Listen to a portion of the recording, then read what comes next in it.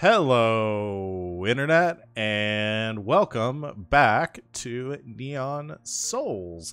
Thanks for joining us here on this lovely Friday afternoon, evening, whatever time might be out there for you. Welcome.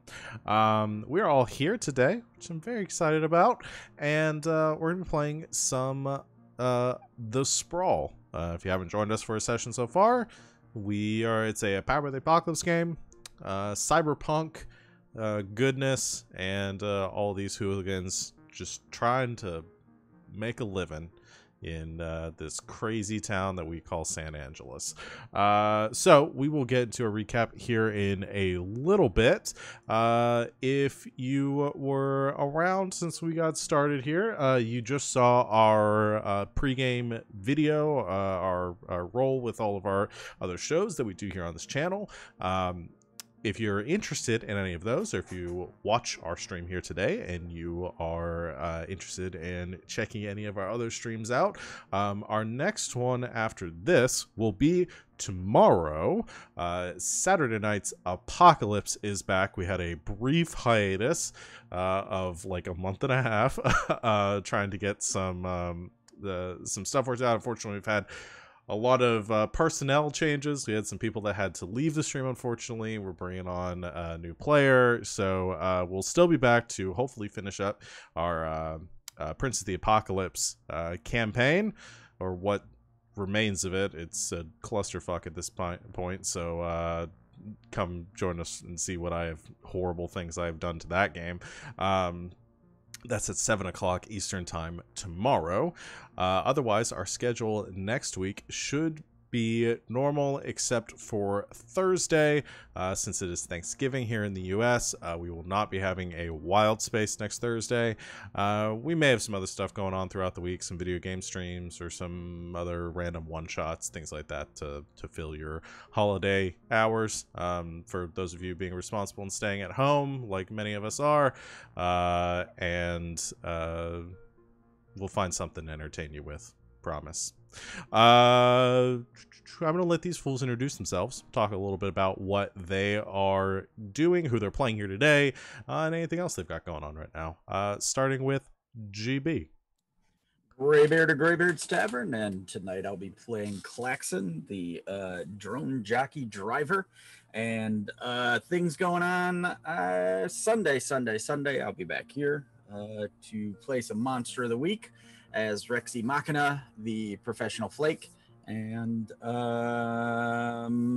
then join me Thursday on Indoor Adventures for some Dungeons and Dragons. I play Hugurk, the bugbear, and he's a himbo. He's a lot of fun.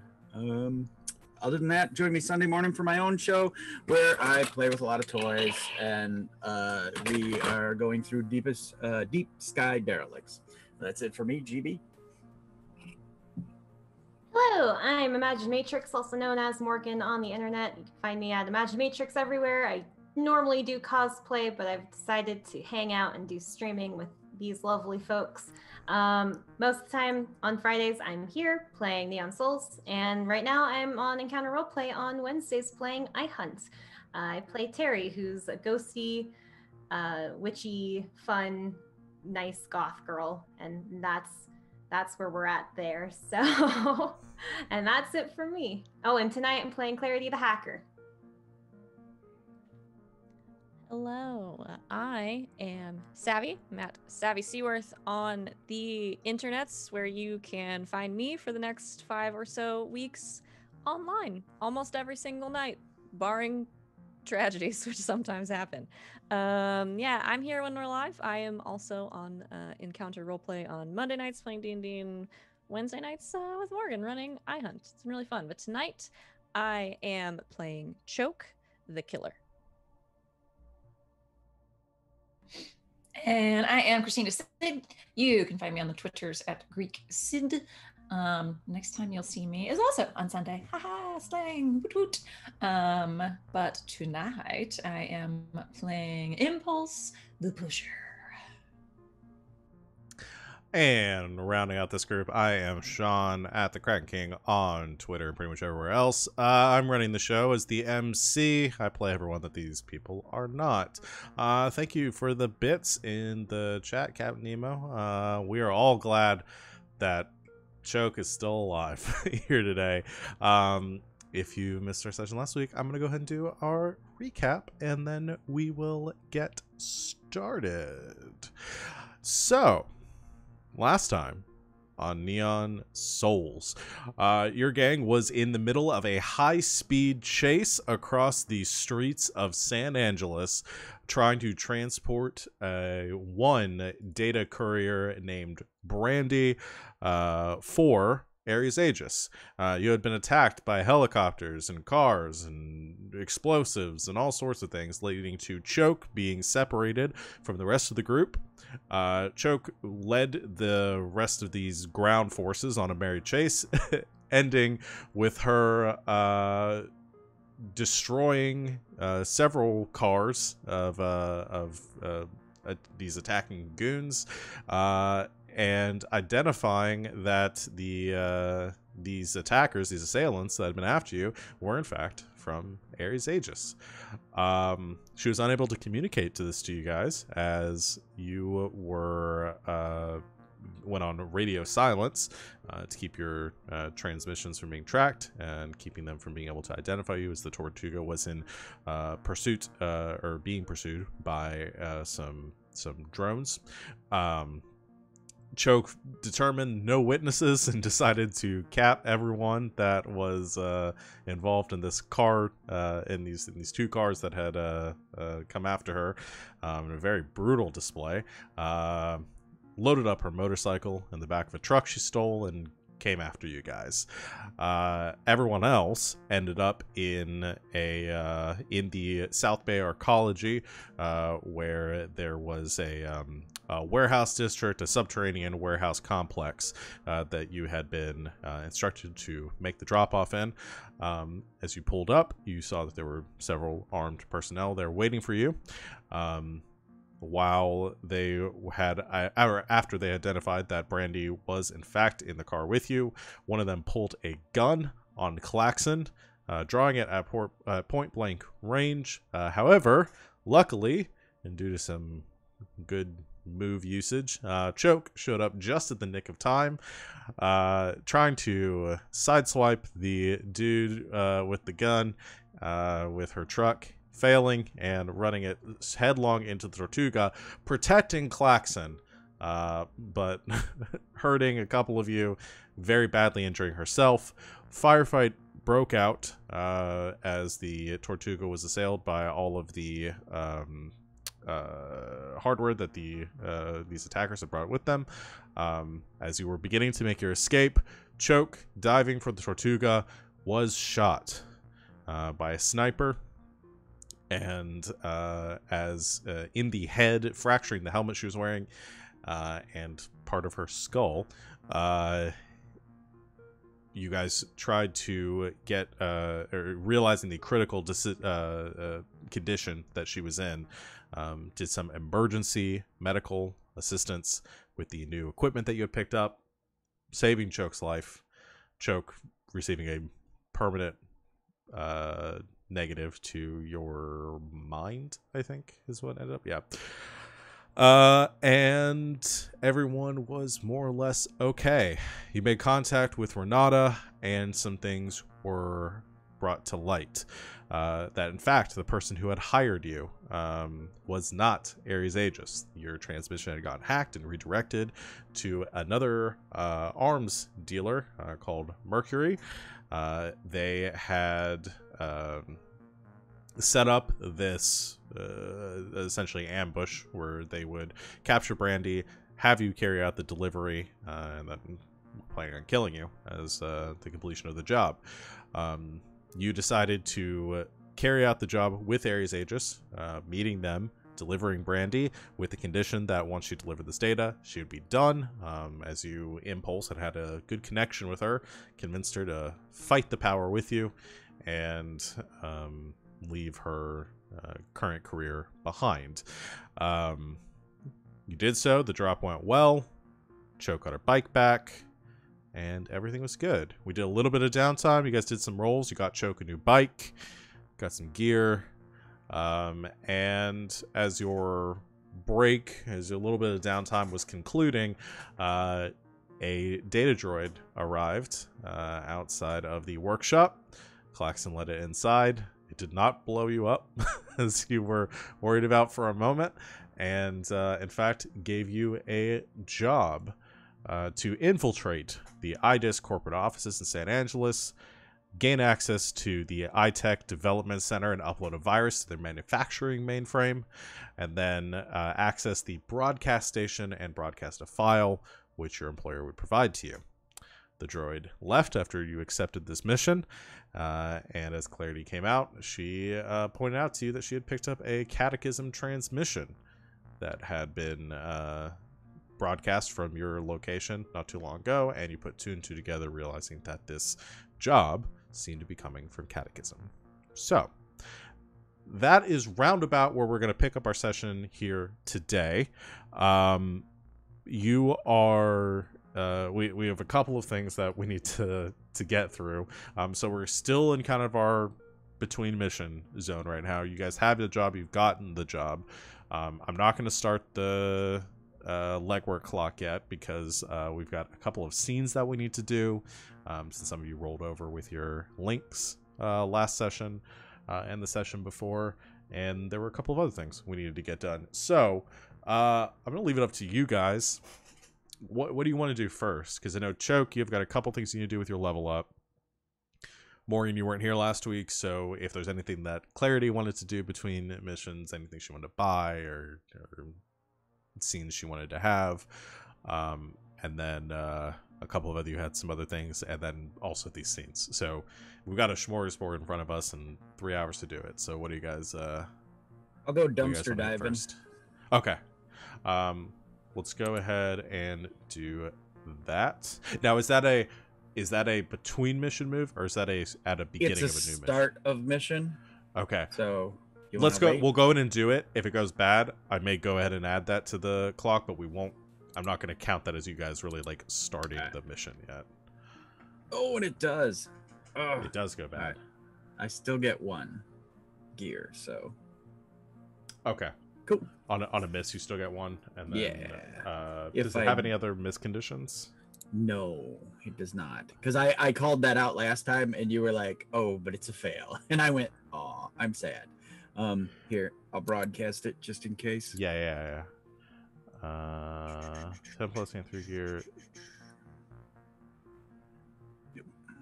Oh, a fail. I don't get a gear. Yeah, you don't get gear on the fail. Totes bummage. Okay. But you... Okay. I want to get back to that. Okay. Let's do a couple of other things first. Okay. Because there's something very specific, because you failed your last one too. There's something specific I want to do with that.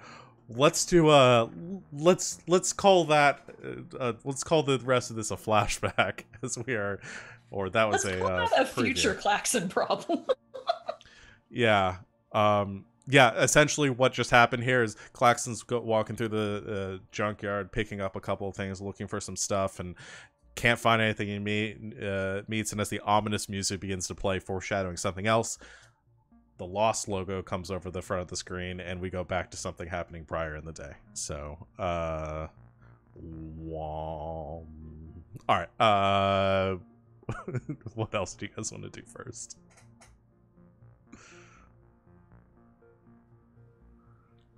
I did have a Clarity scene. Okay.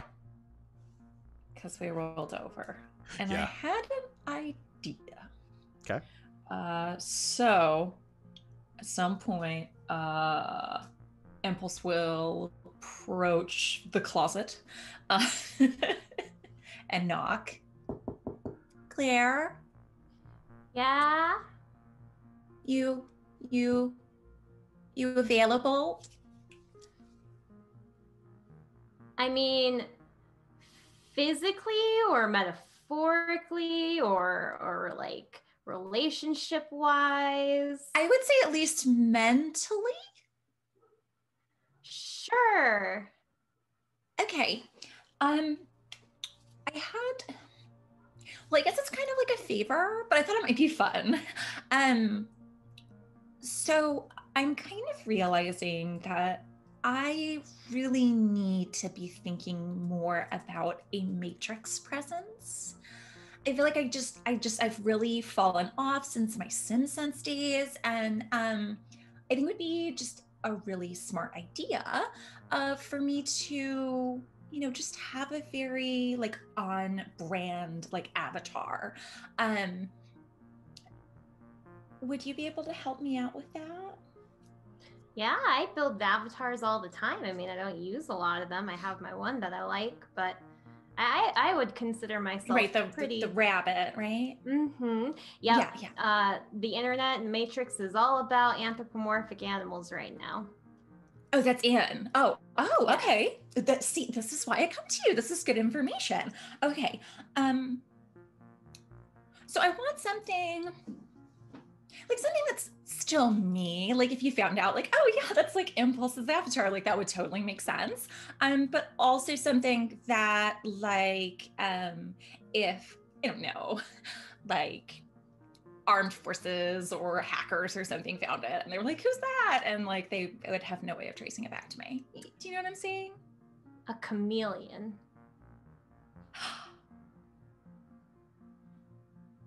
You are a genius. That's perfect. Okay. It's they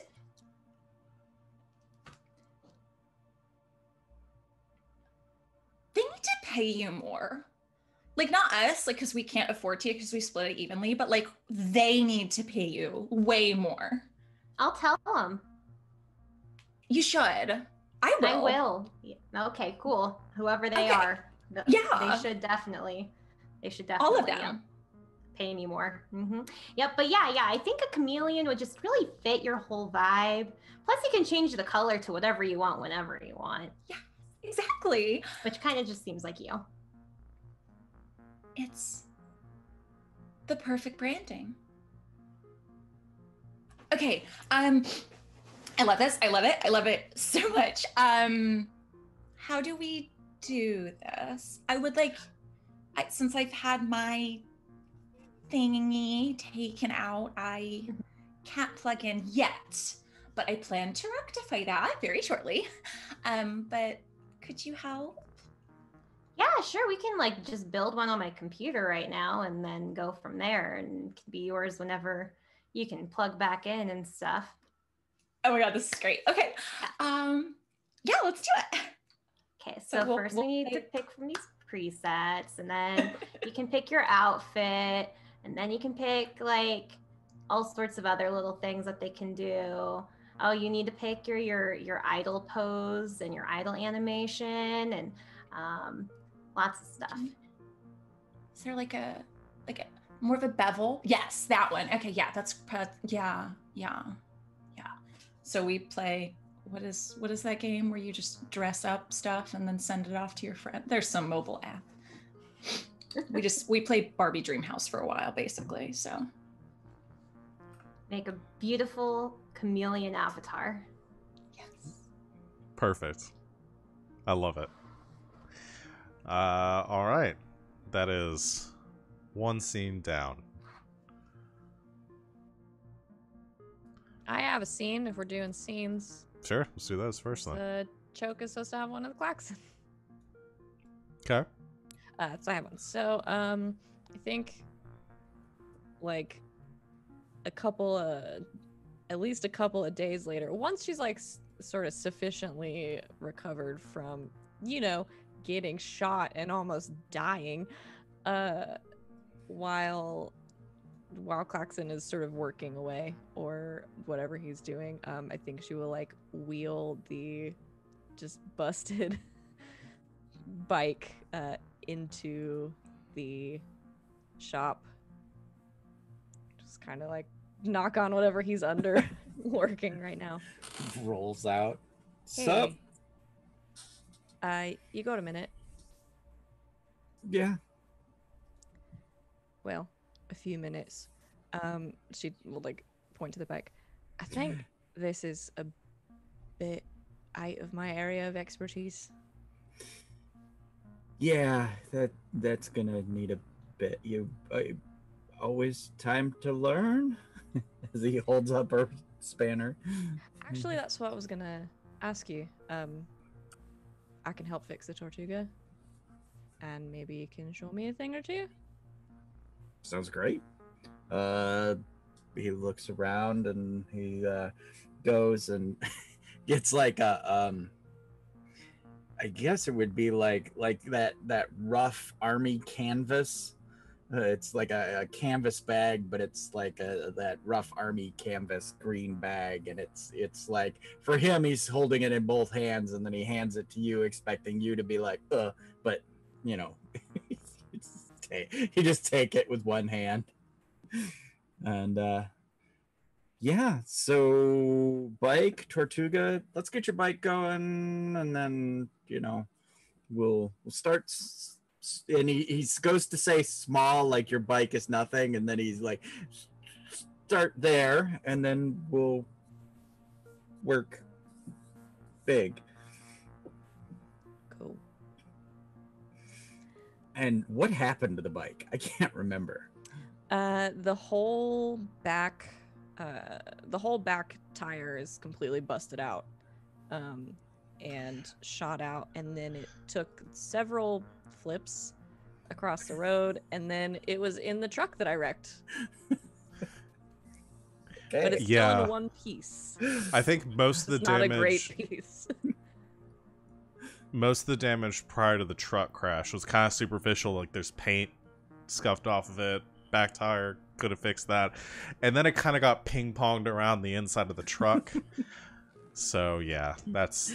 It's half covered in fish guts, isn't it? And it's got fish in the engine now, so that's Oh, I didn't watch that.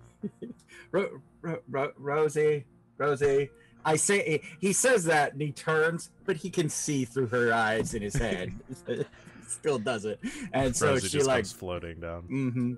We comes over. took a bit. She's hosing it off. It took a bit of a beating. Yeah, I mean the handlebars are like this. Yeah, even I know they're not supposed to go that way.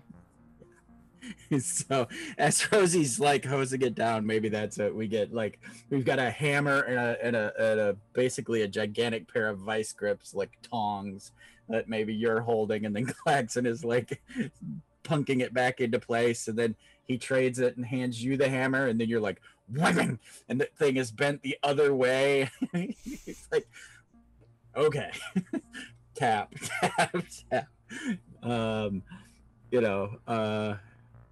Anything else you think that would be something that they would get into? Is there? I think she's super. She's not the smartest, is the thing. She's good at like a couple of things and is very smart about those. So she's trying her. I think he can tell she's trying really, really hard to like focus on this, and get it. Okay.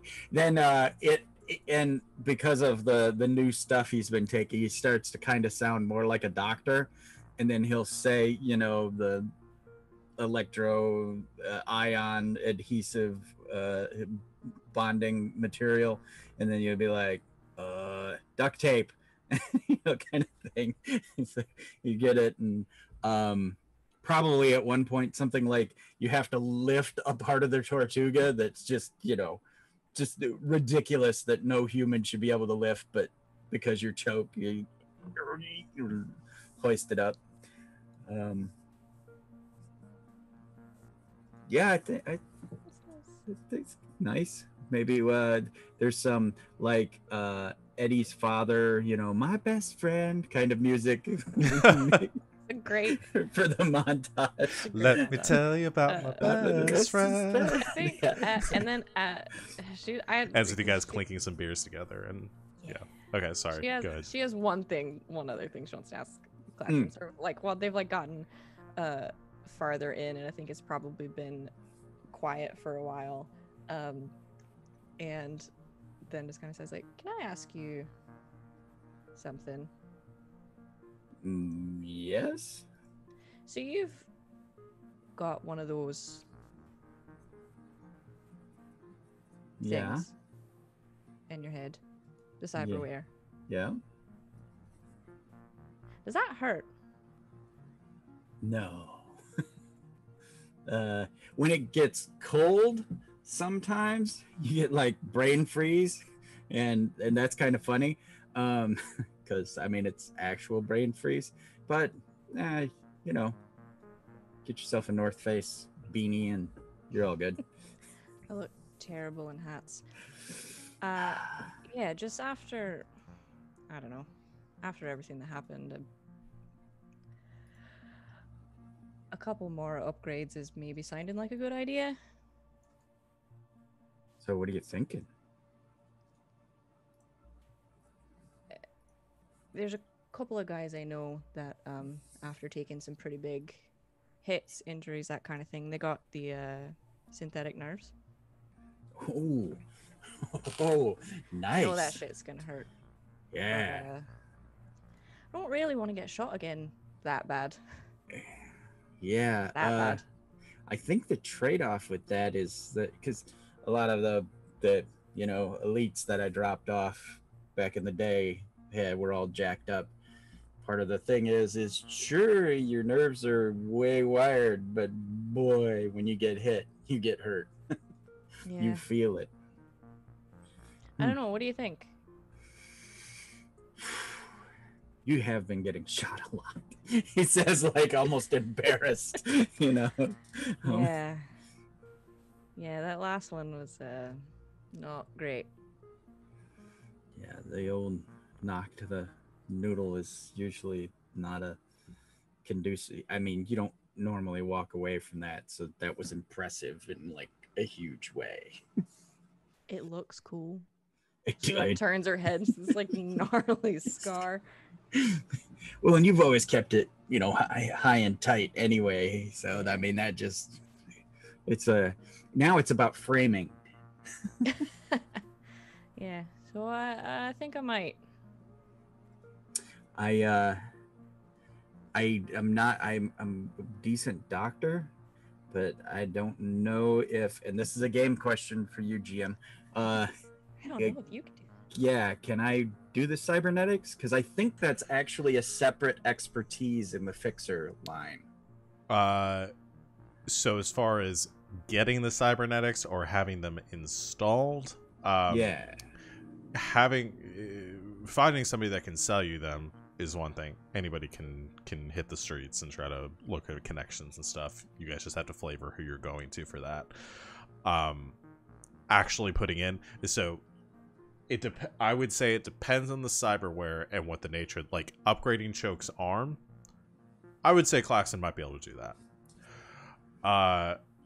Having the cyberware, the initial install, that you have to go to like a medical professional for, especially the synthetic nerves. That's like spinal surgery. Like that's some major stuff. That would probably be outside of Klaxon's expertise. But you might know someone. Your time working with Ares Aegis, you probably know all sorts of army docs or companies that they worked with to have those installed for the people that you worked with. Yeah, okay. I'll work on that mentally and see if I can come up with a contact. If not, isn't Clarity? Don't you have medical people already? Yeah, I have Dr. Mallory Caro, who I know. And then Dr. Zelda did my eyes. Yes. Or she's the one that did put a patch in my arm. That was not The vet. That was the vet. Yeah, The vet put a patch in your arm. Got my bomb. Yeah, Dr. Zelda took the bomb out of your head. Yeah. Seems like a pretty good doctor to me. Yeah, Dr. Lucy Godfrey was the one that put the patch in your arm. The vet. Yeah. Probably but yeah. better. So Because I could declare a new contact, but we have so many. you do have so many. You guys you can save your you can save your declaration of a contact to go to one of the ones that has already been established.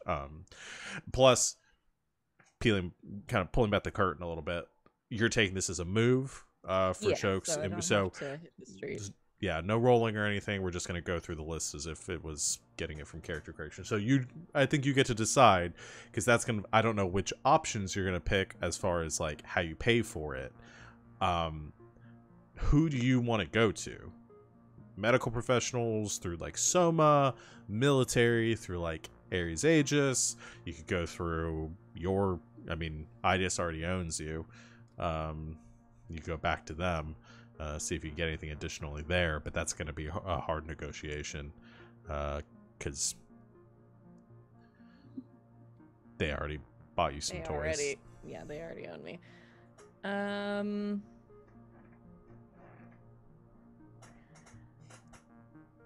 I don't want to be hunted. So I was going between picking one of the tags and owing somebody else. The problem is that all of these tags, as far as my nerves, my literal nerves in my body go, scare me a lot more than when it was just, an arm. Just your arm. Yeah. So I would not like unreliable nerves. Yeah. So the options are, for those in the chat. So for your move, the choosing a cyberware, you get to choose one. Either somebody paid for it, now you owe them, you're owned, and we described that. You fucked someone over to get it, you're hunted, we describe who you double-crossed, or you scrimped and saved to buy it yourself. Choose one tag to apply to this piece of cyberware, either unreliable, substandard, hardware decay, or damaging. Dodge those. Not as scary when it's just one of your arms. Right. Yeah. Yeah, those could all be very bad. What could possibly go wrong if I owe a favor to another doctor that we know? I've already got a weird patch in my arm. Mm-hmm. The patch is only temporary. You have to give it back to her in a month. I do get to give it back to her. Chat's asking if they can provide suggestions, but sure, why not? Hear from the chat. I love suggestions. I really don't. I'm not real keen on being hunted, but yeah, well, yeah, we'd have to describe that too and how you made that happen. So you think you want to go with owned? I think so. Okay. It's just a matter of who.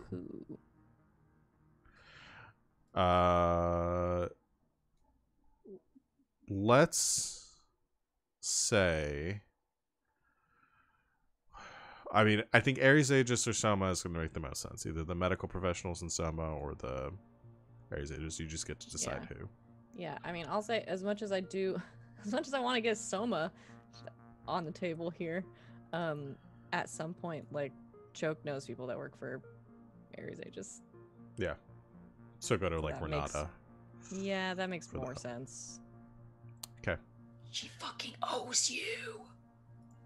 She does. She better make it happen. Yeah, all right. That was my initial thought, was going to Renata, sort of after everything is calmed down. Yeah, that's fine. That'll work.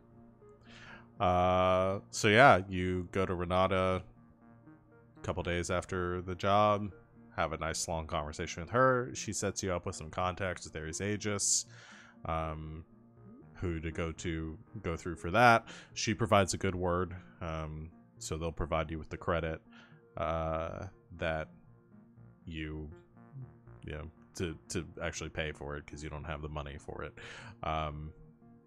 And there's a big old bill attached to it, and Renata kind of makes it clear up front is that she's probably gonna have some more jobs for you because of that, but you accept. And the recovery time's pretty short because medical technology is super advanced. Just will put you out of house and home. Yeah, you have your synthetic nerves. I think there's a little bit of adjustment as everything seems to move a little bit slower.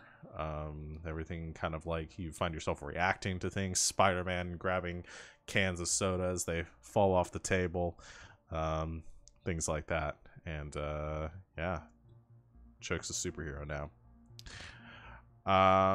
Now.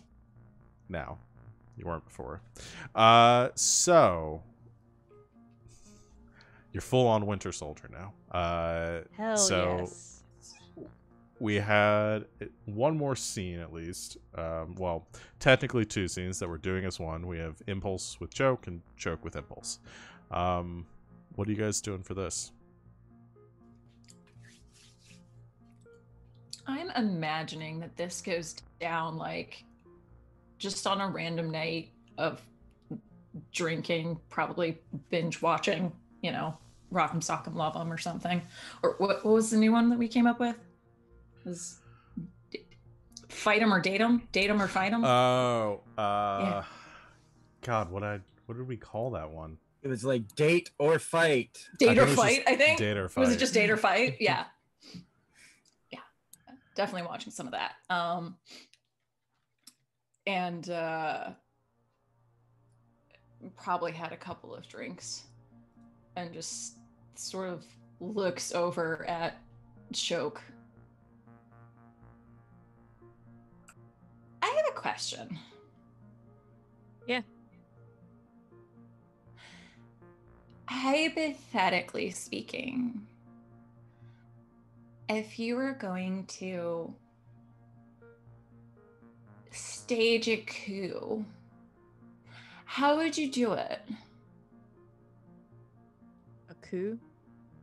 Yeah, just like, you know, methodically take down all of the arcologies from the inside. Well, this is about catechism. Again. No. A little. Mm-hmm. Not entirely.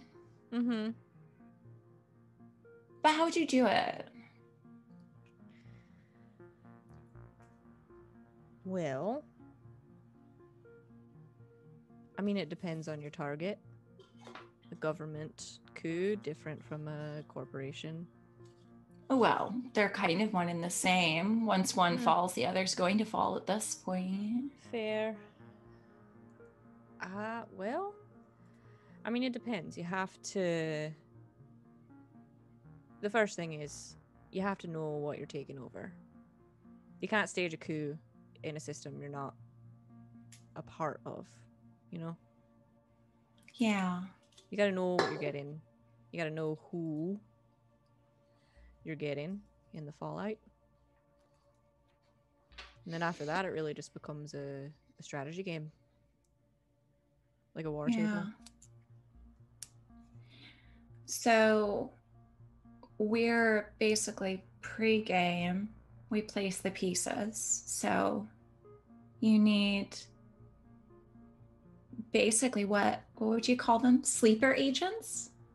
People to set up shop among the various corps.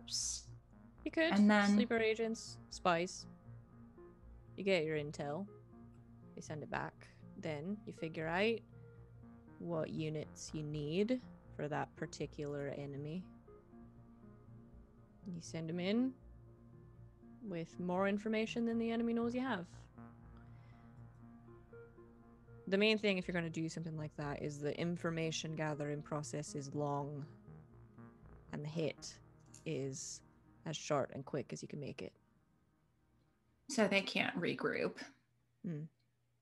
No regroup, no dying time, no prisoners. You get everything you need to know, and you got one shot.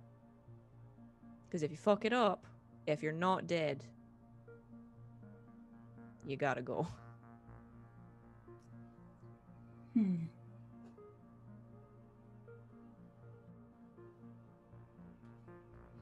What would we even like do?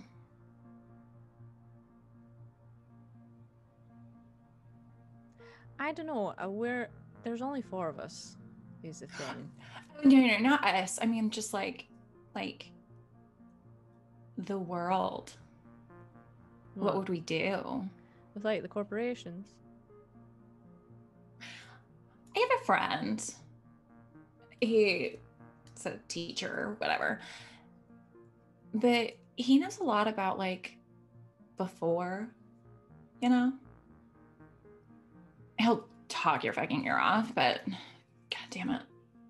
He's really sexy. Anyway, I don't understand how it worked. It's like deceptively simple though. It was just everyone picked someone that they liked and then that person like ran things. Yeah? Yeah. I wish it worked like that. Right? That sort of opens up some other issues though, I think, right? Because then you can just pick anybody. Yeah. And then, I mean, you still got people with too much money probably making the picks. I don't imagine it'd be overly different.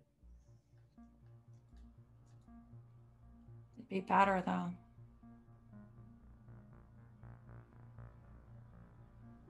Yeah, probably. Maybe we'll play Table Wars another time. Kind of tired. Do you want another drink? Yes. I thought so. Oh, come on. You're going to fight again? I want to see a fucking date. Just one date, right? Just one fucking date. It's not a fucking Jesus. fighting show. You want a fighting show? You go to pay-per-view. There are like you know what I mean? 1,800 fighting shows. Go No, if on a there's- fucking date. Well, that's what I'm saying. If it's just going to be a fighting show, fucking put me on it. I'm more entertaining than any of these fucks. I would love to get you on this show. You would kill on this show. I might if I had to go on a date with some of these people. And that's probably how the rest of the night goes. Just Perfect. drinking and yelling at the TV. Yes. And that was where the revolution began. Okay. Red. The blood of angry men. The revolution began drinking heavily and watching reality television. Black. Drink with jam and bread. Good. I Yep. don't remember. Yeah. That's how the song goes. Red, the blood of angry men. Tea. Drink with jam and bread. That will bring us back to. That's how it goes. Yeah. Good job. You did it. You wrote the best musical of all time. All right, so we have all of our links scenes done. Before we get back to Klaxon, is there anything else anybody wants to do?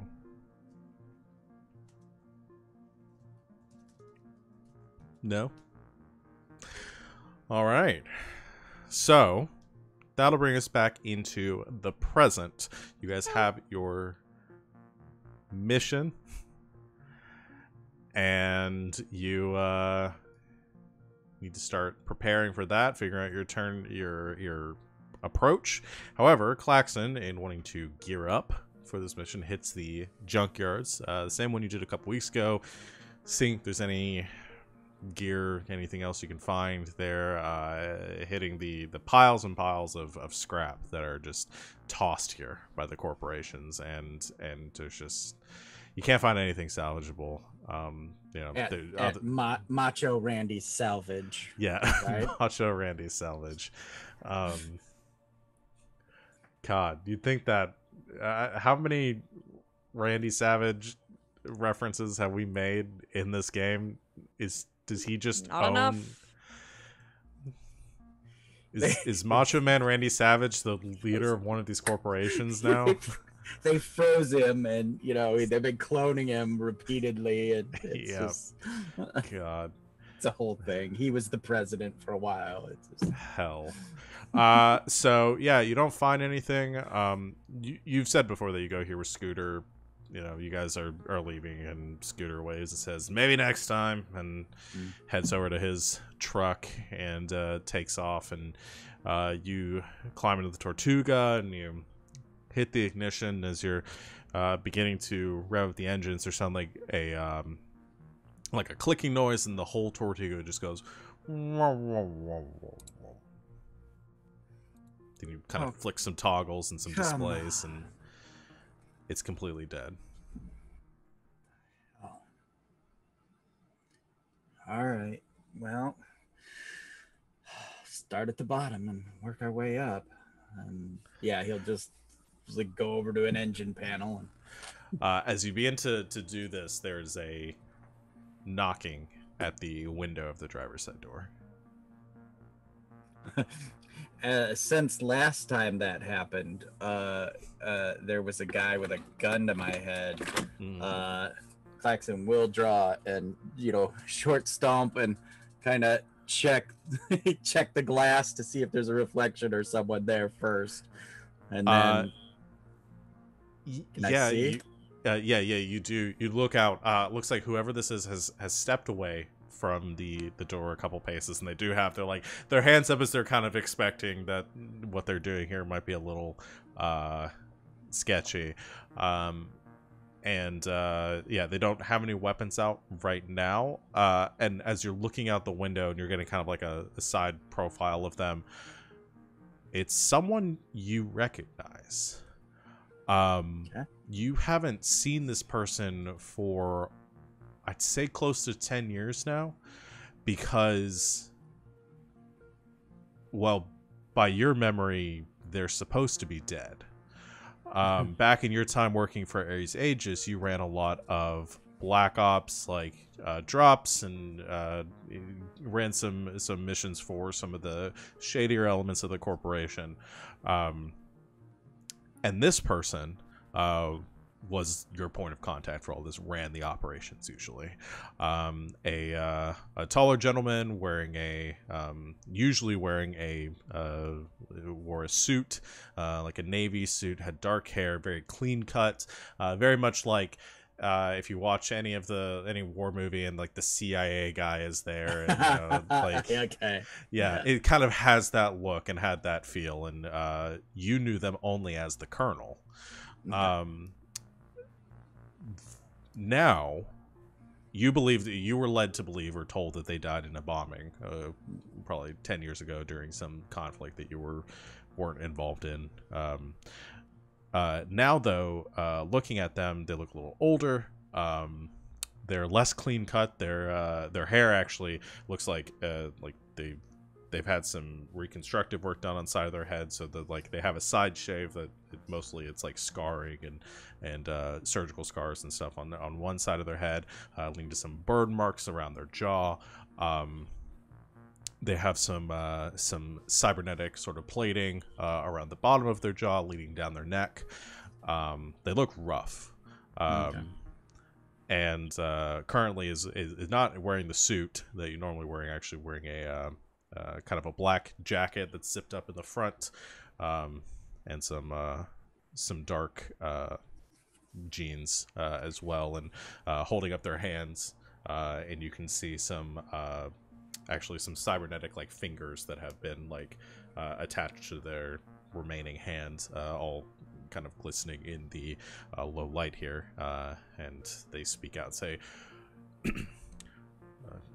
Klaxon, not meaning to scare you. I assume you remember me. Yeah, without putting his head out, but he's like the window might be down just a crack, and he's just kind of yelling out the window. He's like, yeah, Colonel, you're dead. And so am I. I'm dead. I don't exist anymore. Tell Ares you never saw me. That's sort of why I'm here. I'm not with the company anymore.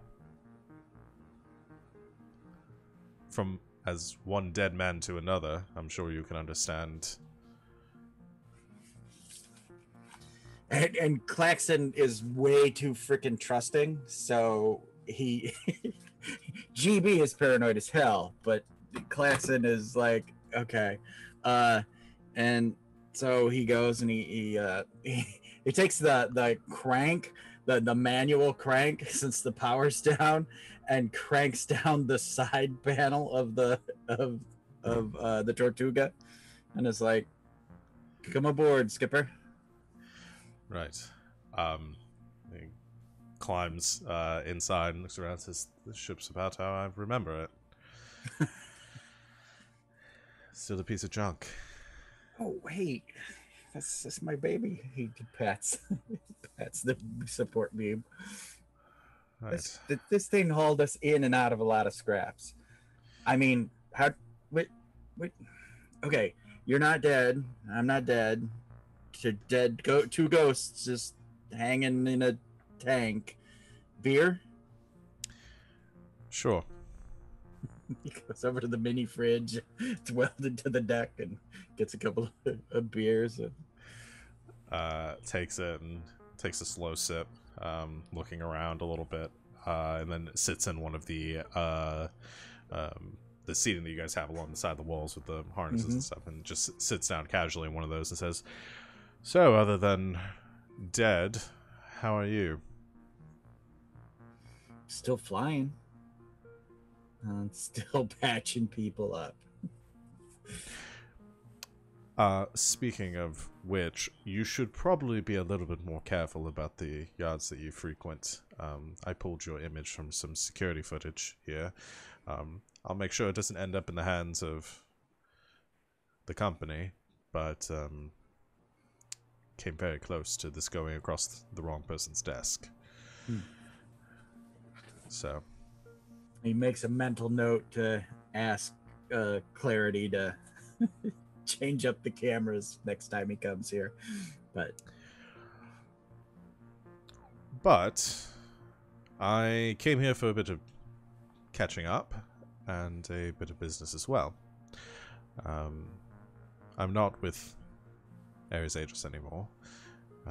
Much like you, I ended up in a situation where it was convenient for them to think I was dead. I'd like to keep it that way. So, regardless of whether or not you accept the proposal I'm about to give you, I prefer we keep it between us, that we had this conversation. Yeah, but I gotta know something. Did this all happen and then they thought you were dead, so you stayed dead? Or did you stage that?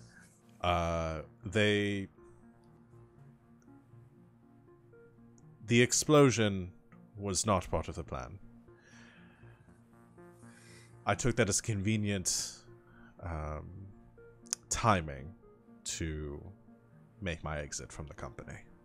GTFO. So, no, would have preferred it not go down like that, but well, like I said, I had been with Ares Aegis for some time, as I'm sure you can assume. I knew a lot of things, and a lot of people didn't like that.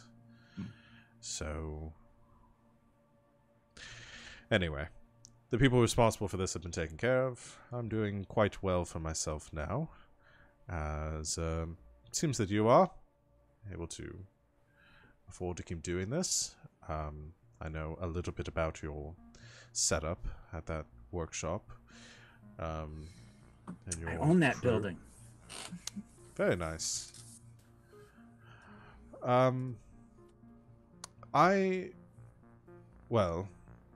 I've moved to some more freelance private contract work as of late. I'm not really keen on getting involved in corporate business anymore.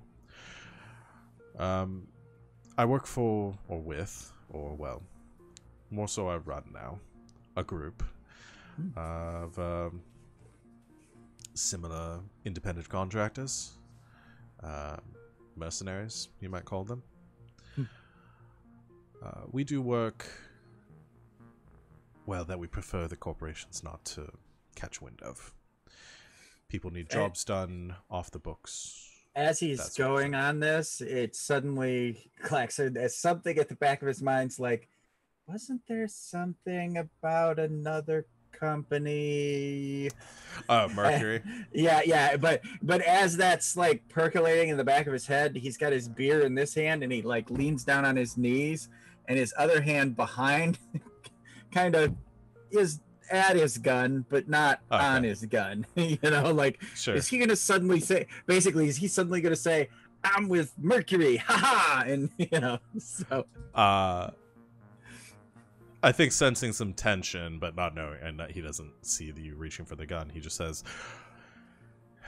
"This is a very long-winded way for me saying I work for a group called The Source.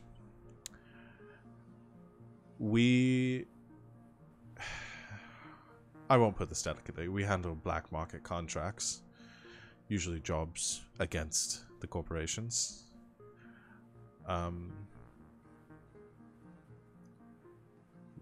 Again, off the books sort of things. Well, just looking for competent individuals, such as yourself. I remember your time with the company was rather productive, and it seems like you're off the books now as well. I may have some work for you in the future, and to throw your way, and I would only ask for that in return. That if you come across any work that you think might be up our alley, that you contact us as well." It's hitting his head, but his head is like technical, and so he's like, tell Impulse about he's not a big picture person. It's like the machines talk to him. But I think that's why he's it. Yeah, he goes into trying to be more straightforward with what he's saying, seeing kind of some of the smoke beginning to filter out of Klaxon's ears, and says, "Here." And he reaches in a pocket, pulls out a card. He says, "Take this." And there's not a number on it. It's actually like a barcode. He says, "I'm sure you have somebody that might be able to de-encrypt that. If you need to contact us, or contact me specifically, do so, and I'll do the same if I have any work for you. But I think as two people currently, well, as two dead men, we might have some mutual goals." Dead Men's Society. And he smiles at his own little thing, then kind of cheers the beers.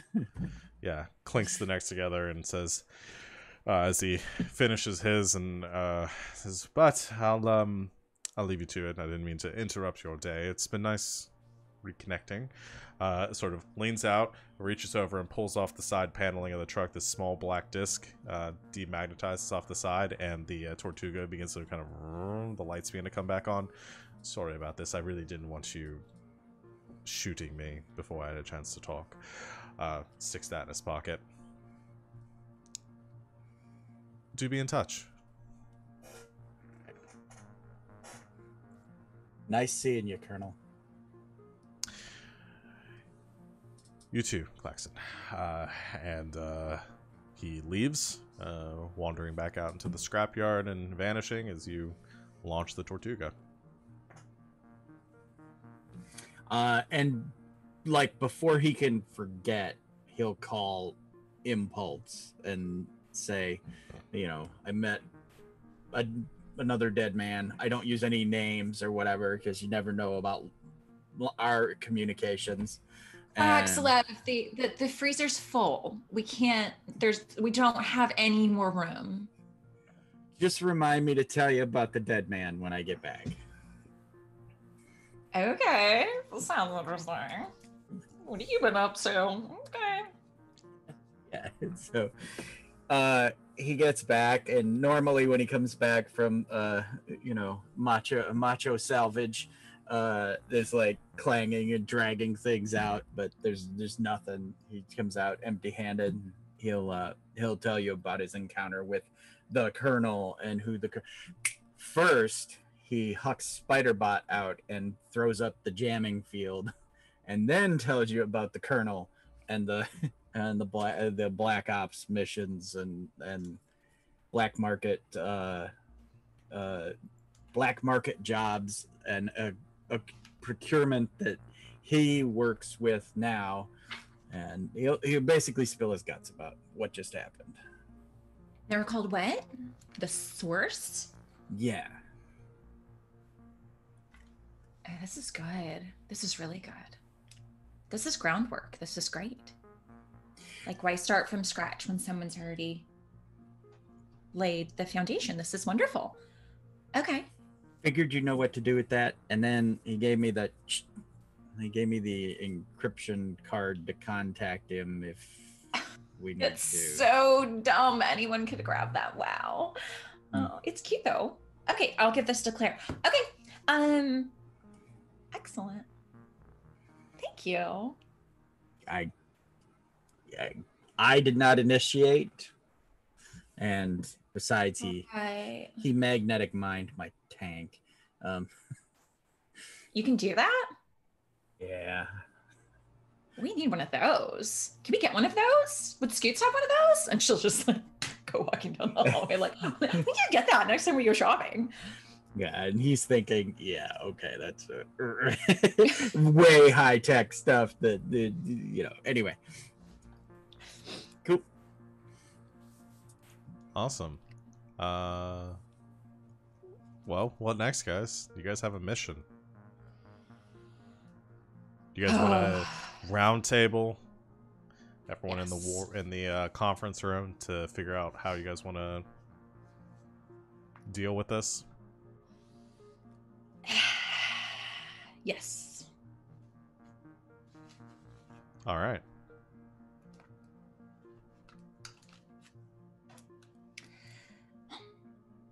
Okay. We have a new job. It might be slightly more complicated than what we normally do. Which, saying that, I know that kind of sounds ridiculous because we complicate everything that we do, but I think we could have some fun with this. So, let's remind ourselves and Sid what we need to do. So we have to get inside the IDIS corporate offices. We have to get access to their tech department. We have to upload a virus. We have to access their broadcasting station and broadcast something. That's a lot, actually. Wow. Okay.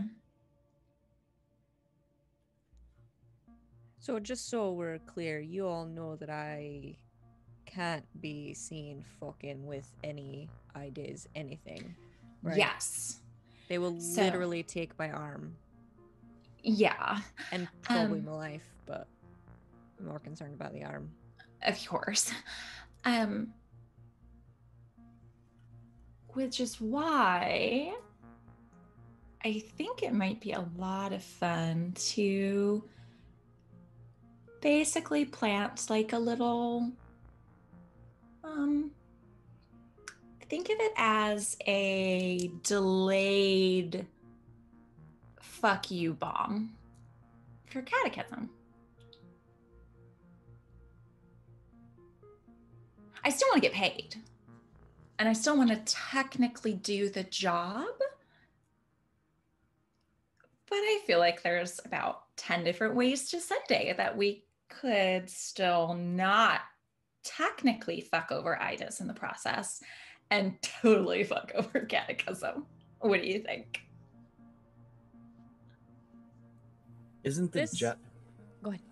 Isn't the job to fuck over catechism in the first place? No, the job's to fuck over IDIS. It is. Gotcha. Okay. Well, do we know what we're planting? I mean, I'm assuming because we're supposed to plant something, it's gonna fuck them over. But like, are we? Yeah. What are we like? Is it a broadcast that like IDIS is trying to take over the world, or are we just like gonna play a bunch of porn on their channels? Like, what are we? It would be nice to know, wouldn't it? I mean, I can look into that if you would like me to. I think we need to know just like up and down, top to bottom, literally everything, but not let anyone know that we do. That part might be the tricky part.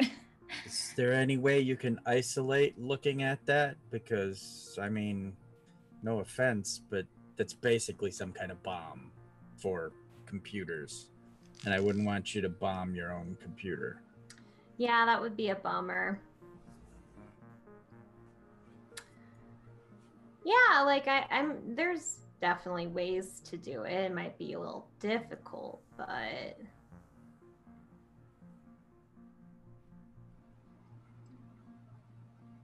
We're all staring at you like, I could definitely try. I mean, the more we know, the better, right? I mean, if we want to mess with catechism, because we don't like catechism, right? We don't like them. No. We don't like any of them, but we especially don't like catechism. Right. Right. Impulse hates catechism very much, so by association, we don't like them. Oh, Okay. that's so sweet. Fucking high school again. Yeah, so I guess I'll look into what the virus is exactly gonna do, as well as what's gonna be broadcast, because I think that's kind of important information. Yes. And from there, I guess we can just sort of see what the ins and outs could possibly be. So, is this something that would completely devastate IDAs if it got through and got out? Or would it just be a minor inconvenience that really, when it's all said and done, they ended up getting some of this information, would actually be a bit of a boon? So maybe we just get to go through with the job, we get paid, and IDAS gets a full one-up on catechism in the long run. I Yeah. guess we're making a big assumption that catechism wants to screw ideas over. Well, they did call it a virus, I guess. Are there good ones of those? Viruses? Yeah. Claire? From my experience with viruses, no. Yeah, that's what I thought you were gonna say. Somebody's got to ask the hard questions. I mean, I guess like when I was a kid, there was like a virus that would make your computer just have like fireworks and sparkles all over the screen that wouldn't go away. And that could have been considered a good virus depending on who you were, but I didn't really like it that much. Well, it sounds distracting. Yeah. Okay. But cute. Yeah, those kid hackers are real mean. Okay, so it's probably bad then. Probably, yeah. Most likely. Great. We can find out. We will find out. Perfect. Let's see. Okay. Should I go do that now or later or How was that working? So they told us that we had to do all of this. Have they given us the info now that we've taken the job? Like, do we have these files and things? Yes. So, to add a bit of complexity to it, so I think they gave you a matrix address that you could retrieve the data files on. It's like time locked though, because I think part of this is they've asked you to do this on a specific day that will probably set out like 3 days from now or something like that. And they're trying to schedule this to happen on a certain day. So the data files that you'll have access to are time locked, that you would be able to retrieve them on a day that they want that you'd be completing the job. Assuming that you would be spending these first 3 days preparing whatever sort of equipment you might need for the job. Grab that, and that way you guys can't fuck with it too much. Clarity could attempt to bypass the time locking and gain access to the files sooner, if you guys want to know a little bit more about what you're dealing with.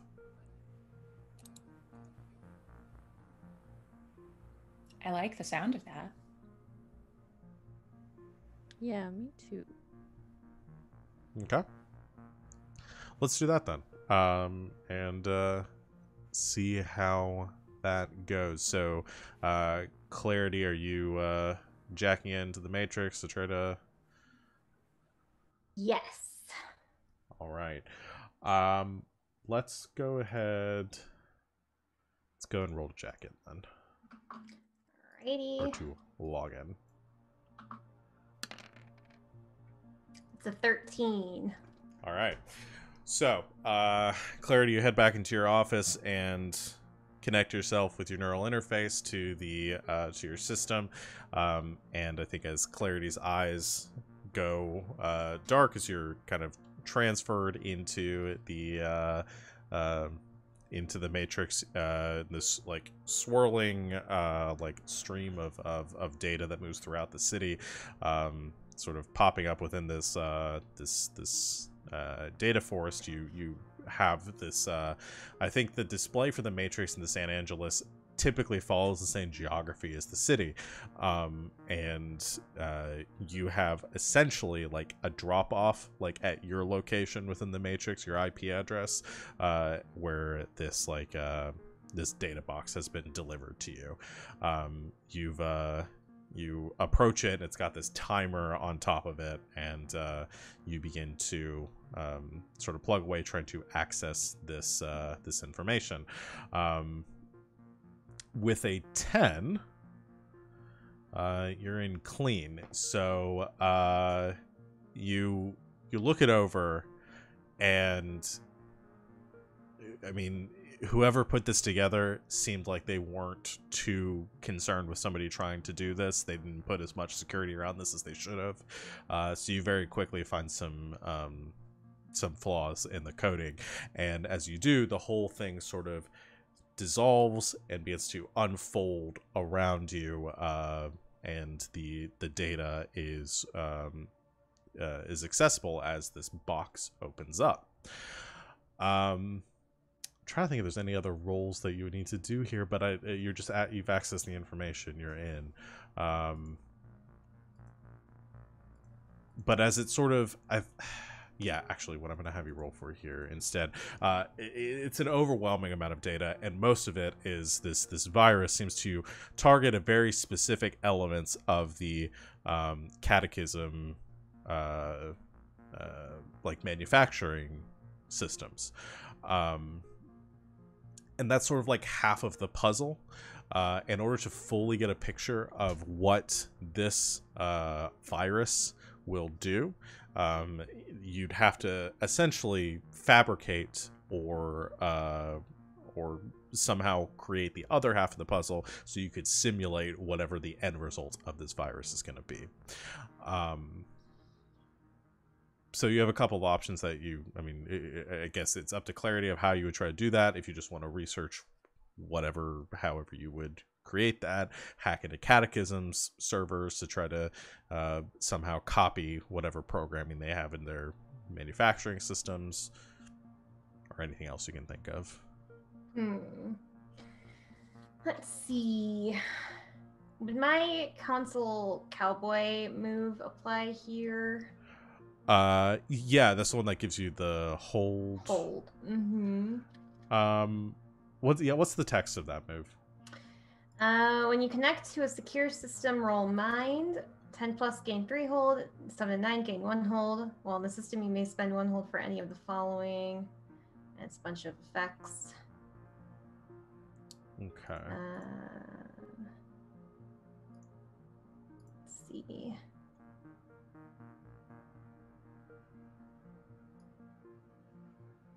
Okay, yeah, you can prevent a construct from triggering an alert, avoid an ICE routine, or increase the hold over a compromised security or manipulative system by 1. All right. So I think this just depends on how you're going to do this. So if you want to hack into Catechism to try to get an idea of what their systems look like, then I would have you roll to manipulate or to get into their systems, probably another login roll or something, and then you could use your console cowboy once you're in. Okay.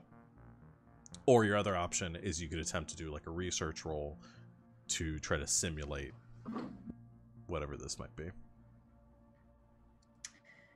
Okay.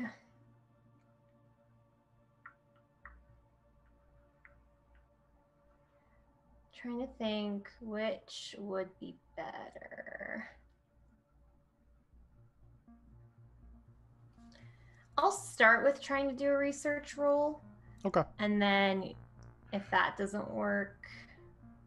I'll say like that's probably the safer option because if something goes bad, it's less directly related to your target for the mission. If you hack into Yeah. Catechism, something goes wrong, you may flag something that may make your mission harder down the line. So yeah, let's roll to research. All right, perfect. Let's see. That's an 8. 8. Yep, and then I have search optimization, so I can always ask a follow-up question too. Okay. So what I'm gonna say here is your question. I'm gonna kind of loosely frame your question as creating this, what this would look like, and you can ask a follow-up question based on what is displayed here. So I think because your general question is like, what does this virus do? I'm assuming. Okay.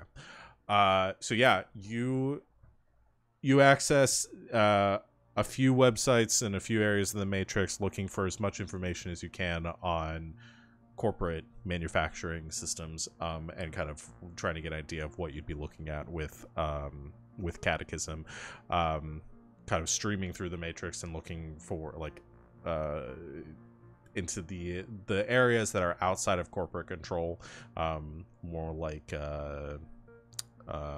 data storage and development and things like that have been kind of abandoned, pulling and creating the pieces of what you would need to finish this program. And when you finally do, you get it to run, and there are a couple of pieces that kind of don't click together like you would expect, and you finally piece it together when you come across a Catechism ad campaign that is currently running all over the internet for their new software, or their new data interface that they are developing, and that's going to be released later this week. The ISOR, SOAR. Somebody didn't think about that beforehand.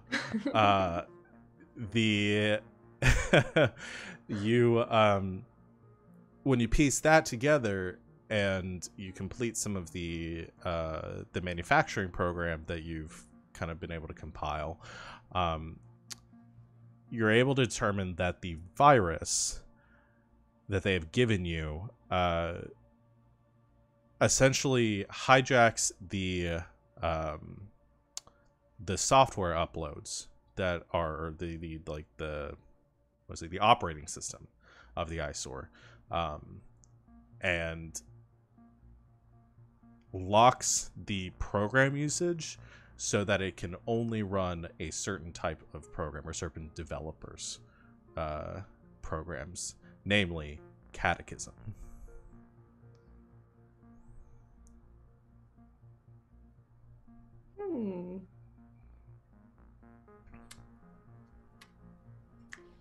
Interesting.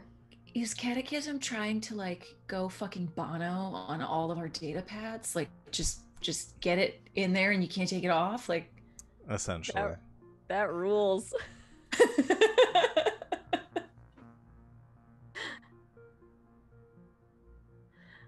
Okay. Alrighty then. And did I still want to look into the broadcast? Is there any information about that in here? Yeah, so that's a separate file that you can pull up as well. That's mostly, it's a video file that you could play. But you can ask do you have a follow-up question for the virus first before we get to that? For the virus. So it's a thing with the ISOR, and it can only play certain thing on the operating system that I'm, if I'm understanding correctly. Yes. So essentially the ISOR will only be able to play to run Catechism programs. Okay. I'm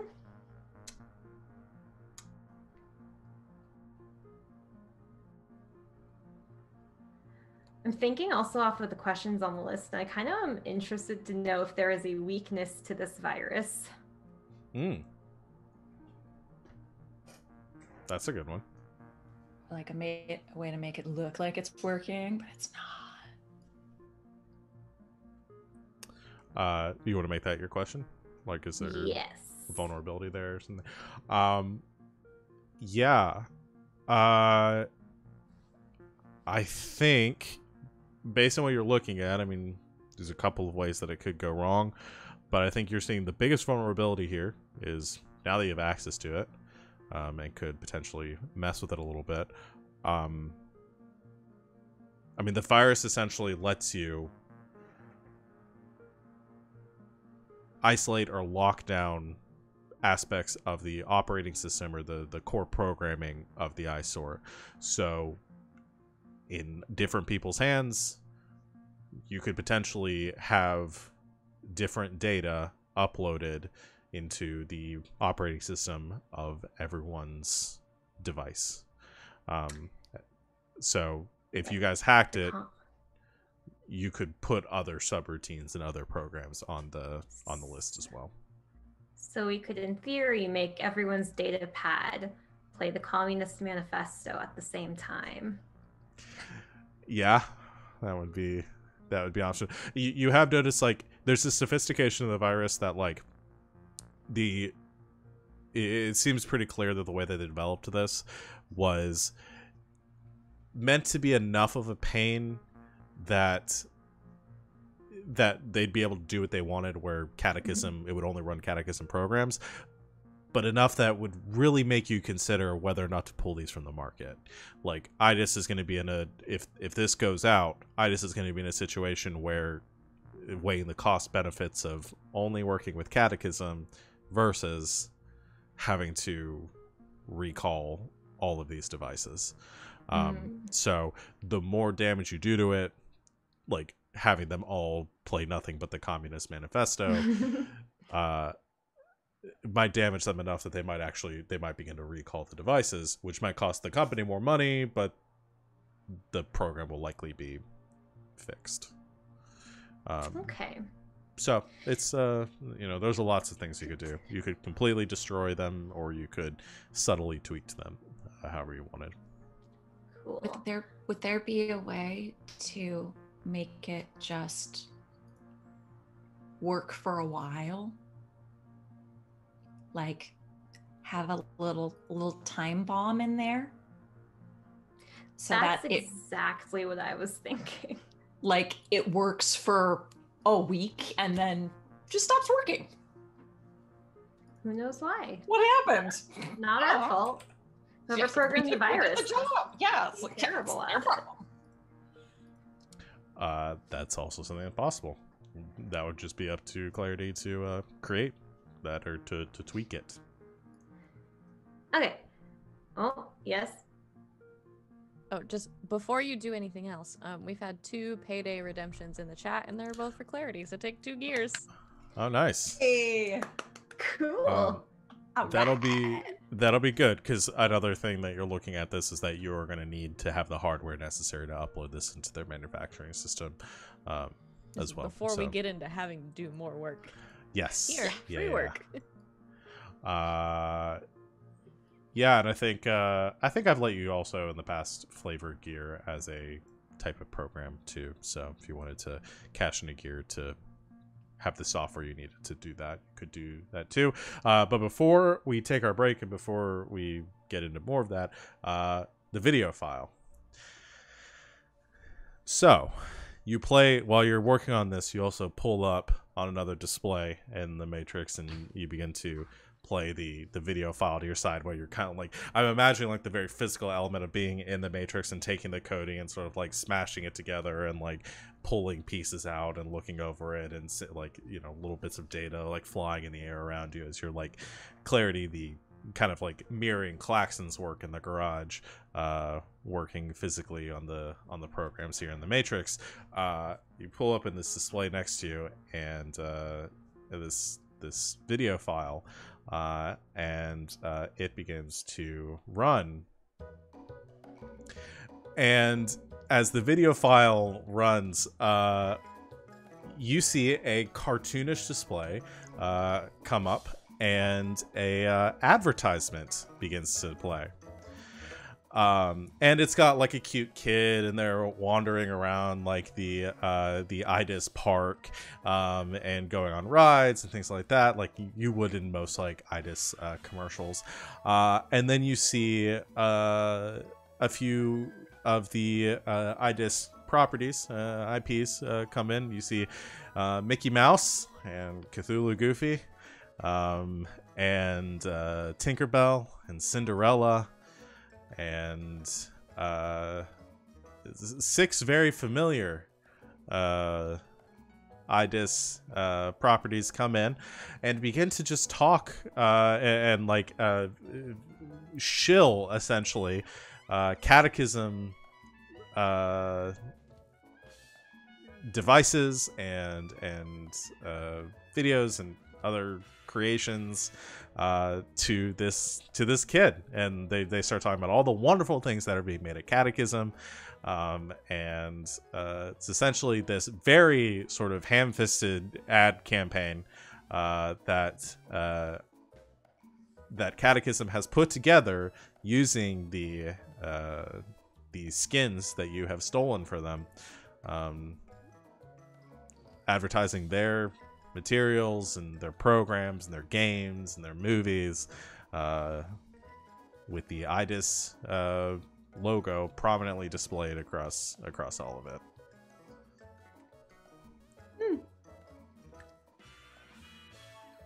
And then at the end of it, all of them line up with the kid in the middle and the parents somewhere else, and all of them waving with their big cartoonish hands and Goofy's tentacles writhing, and they all say, "Have a wonderful day at Disney," and the ad campaign ends.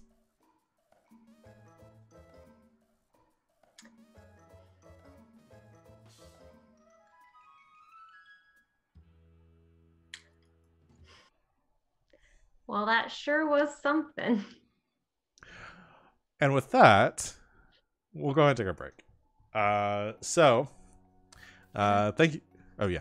We have one more redemption. I want to thank all of our friends at home who have been redeeming all this gear for us. Yeah, please. I've Thank got you, y'all. a payday for Klaxon. Yay! Take Nice. Gear. So thank you to Monochromatic Weiss and Captain Nemo 69 and Mecha Spider for playing along and giving us things. Thank you, Yeah. friend. Thank you guys Happy for late getting birthday, them. Mecca! Yeah, happy birthday, Mecha. Yeah, thank you for getting them kitted out for this mission. So I'll just be over here trying to ramp up the tension somewhere else. But we still No, I have 2 appreciate more moves to roll when we get back. Yeah, you guys have a lot of stuff left to do. A lot of questions, a lot of aspects of this mission that have not even been addressed at this point. But you have some of the programming, technical, you know exactly what you're doing, essentially, once you get in there. A lot of other questions to answer as we continue our legwork phase. So, everyone, stick around, hang out with us. We'll be back very shortly to pick up with the second half of our session after we all get refreshed with our drinks and all that good stuff. So stay tuned, and we will see you all very, very soon.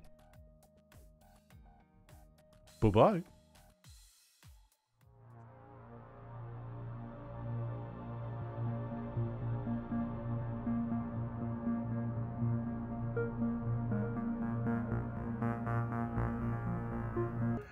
Welcome back, Internet. So sorry we took a long break, but we're still having a debate right now.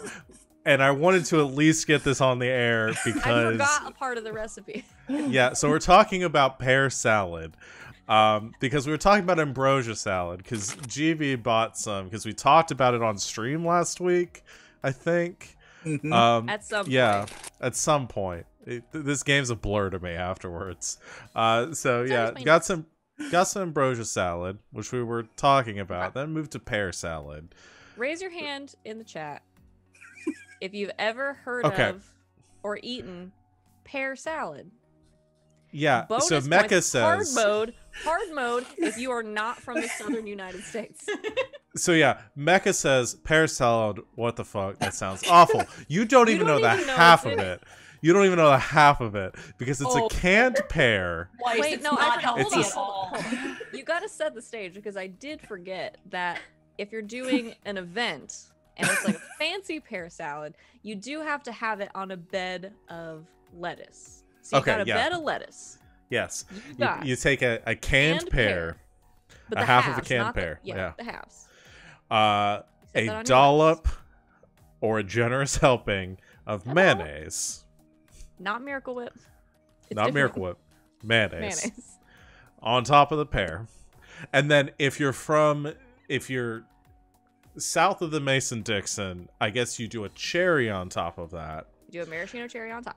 If you're from the the southwestern United States, No, in Texas, just Texas.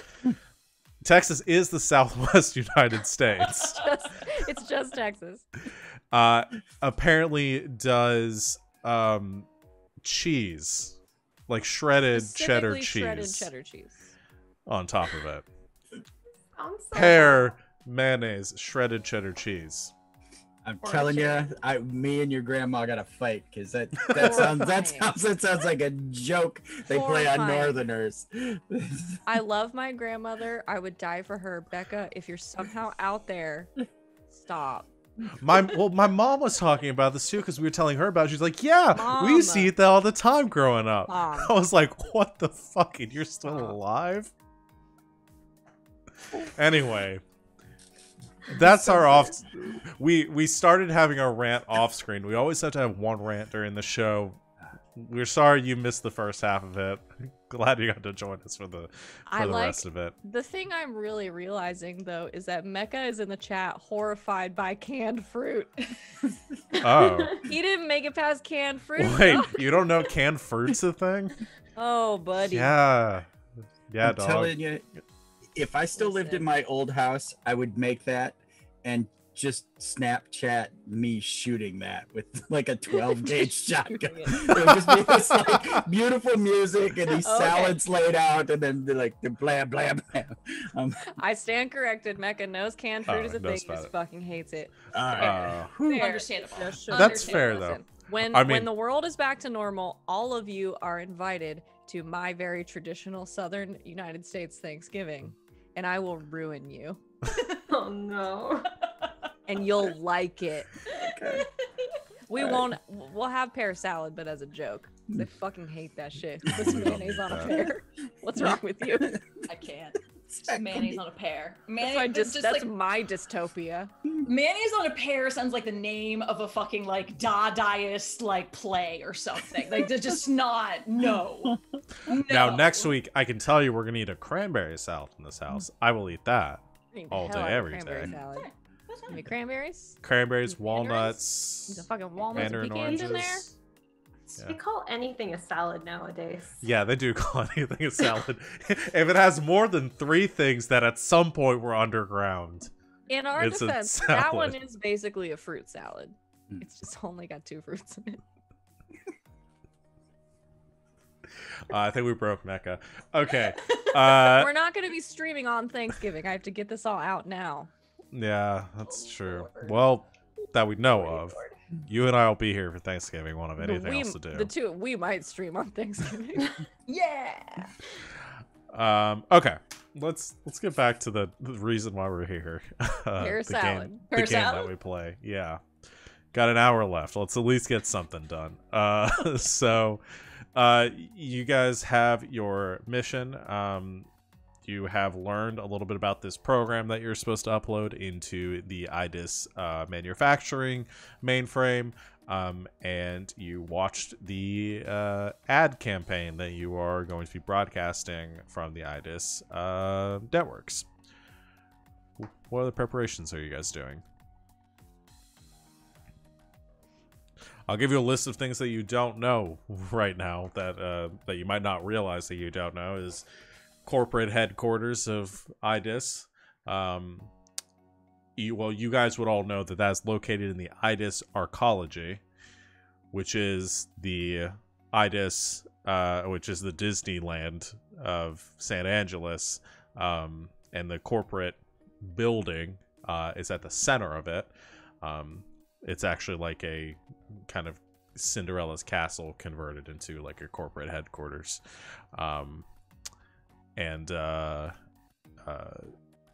So security for IDIS, how you're going to get in, how you're going to upload this stuff, what kind of security you're dealing with, things like that.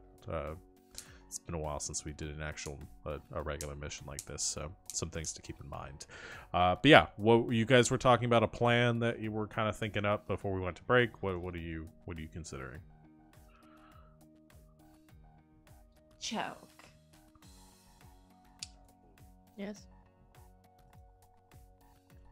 I get nervous when you look at me like that. No, I'm not going to talk about your sex life, I promise. Not right now, anyway.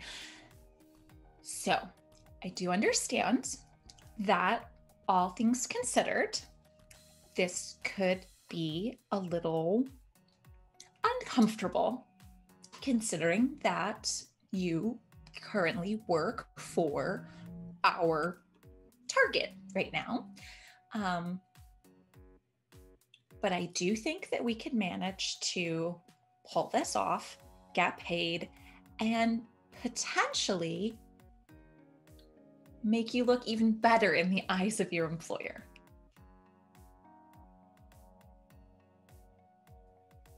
Okay, was there a question in there?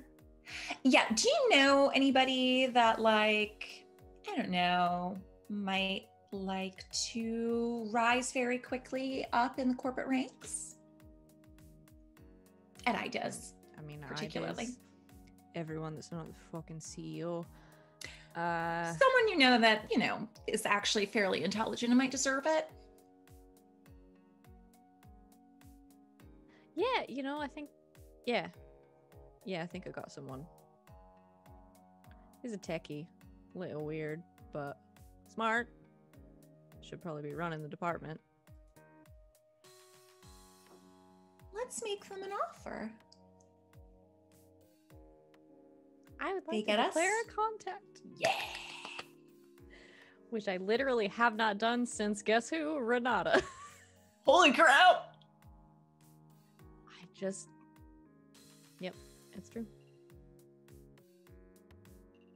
I just don't do this thing very much.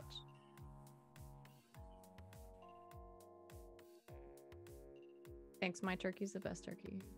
I make the best turkey in the universe. Thanks, Mom. Love you. Whoops, I was muted on that. Yeah, sorry, internet.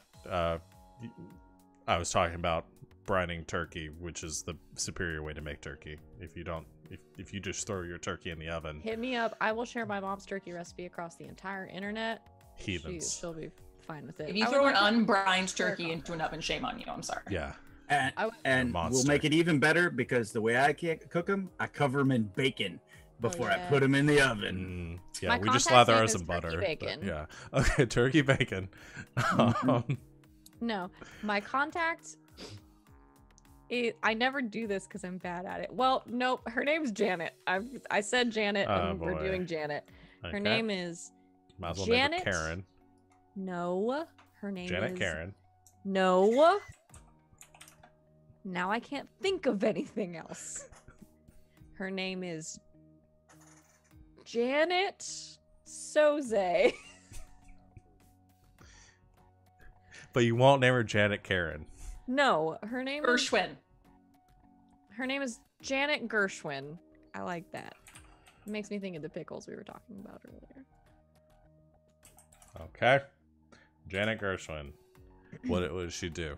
And she works for IDIS in some technical department. I don't know. Maybe she's IT. I think she's like a programmer or something like that, and is massively smart and probably does the work of like most of her department and is underappreciated severely. I think she was probably the like tech person who was on the team of like so like when Choke was doing pay-per-view fights and things like that, she was like the one like tech contact for her like promotion team and everything. So like she knows Janet because she's the smart one that made all the ads go on the computers. Okay. In Choke's understanding. Okay. All right. So you're giving her a call? Yeah. Going to Maybe she's knock a fan. on her front door? Well, if I call her. I don't know. Just trying to spice things up a bit. Okay. You you give Janet a call. You get your number from oh god, I was just looking at Gemma. No, because that's another contact that you've had. Renata's not the last contact you've had. I did not declare her as an official contact. I had to have her, I'm pretty sure. Okay. All right. So you get her number from Gemma, and you give her a call. I think you have to leave a voicemail because she's very busy. And eventually you get a call back from her. Leave her a voicemail, and then I ask Impulse, "The fuck am I asking her to do? Tell her. How do I pitch this? Listen, I know she likes me, but Tell her that you have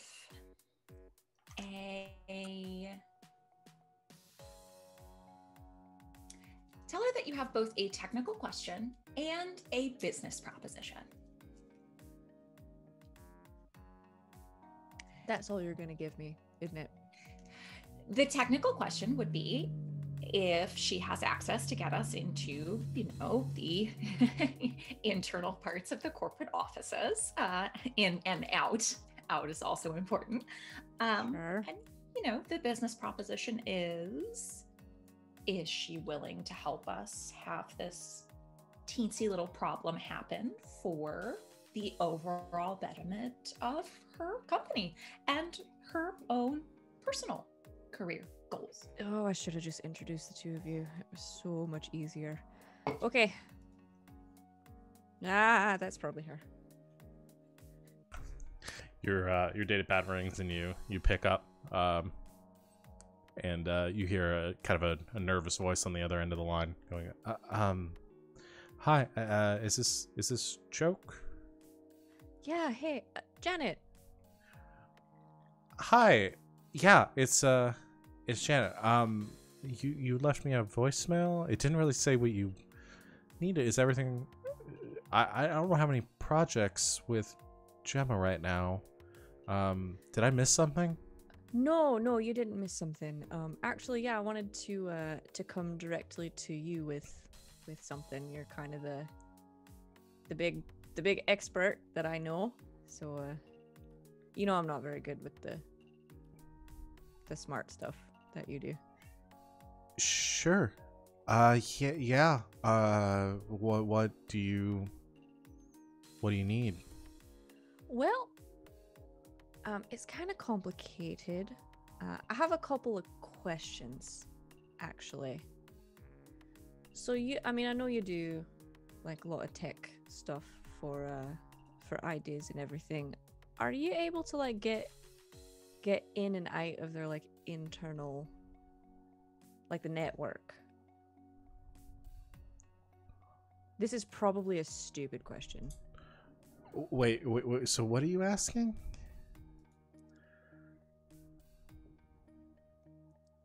Hold on. Puts her on mute. What the fuck? What am I asking? I don't know how to phrase this question. You've put me in an impossible situation. Ask her if she has regular access to the corporate headquarters. Okay. Sorry, Janet. Connection issue.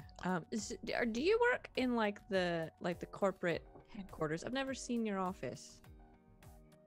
Oh, I don't really have an office. I work. Oh.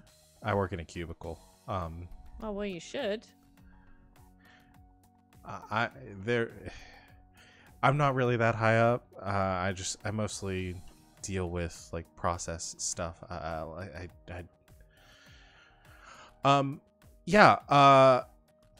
do work out of the corporate office. Yeah.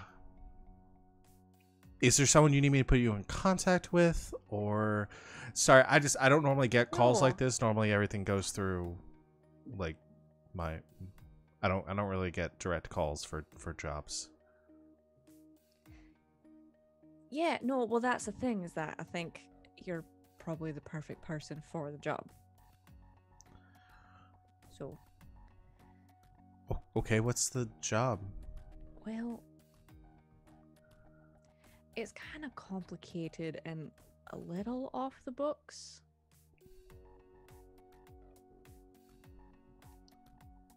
Okay. So, how to explain? I have intel, information that something is gonna go down at IDIS. A little bit of a problem. I need to be able to sort of get in and out of, I don't know, the server, the network, whatever it is, to see what that problem is and make sure it doesn't continue. And I figure you know a lot about this stuff. You're probably already in there anyway. They're not going to care if I find out there's a problem, but they will care a lot if you do. Okay. This is all like way outside my pay grade. Like I don't really deal with security stuff. I can forward you to our security office, Janet, see, and they can Janet, help you if you have a tip. Yeah. no, see, that's the thing, is that if you find out that there was this problem, you know, in a week or so, diagnosed it, brought it to someone, maybe it would become within your pay grade.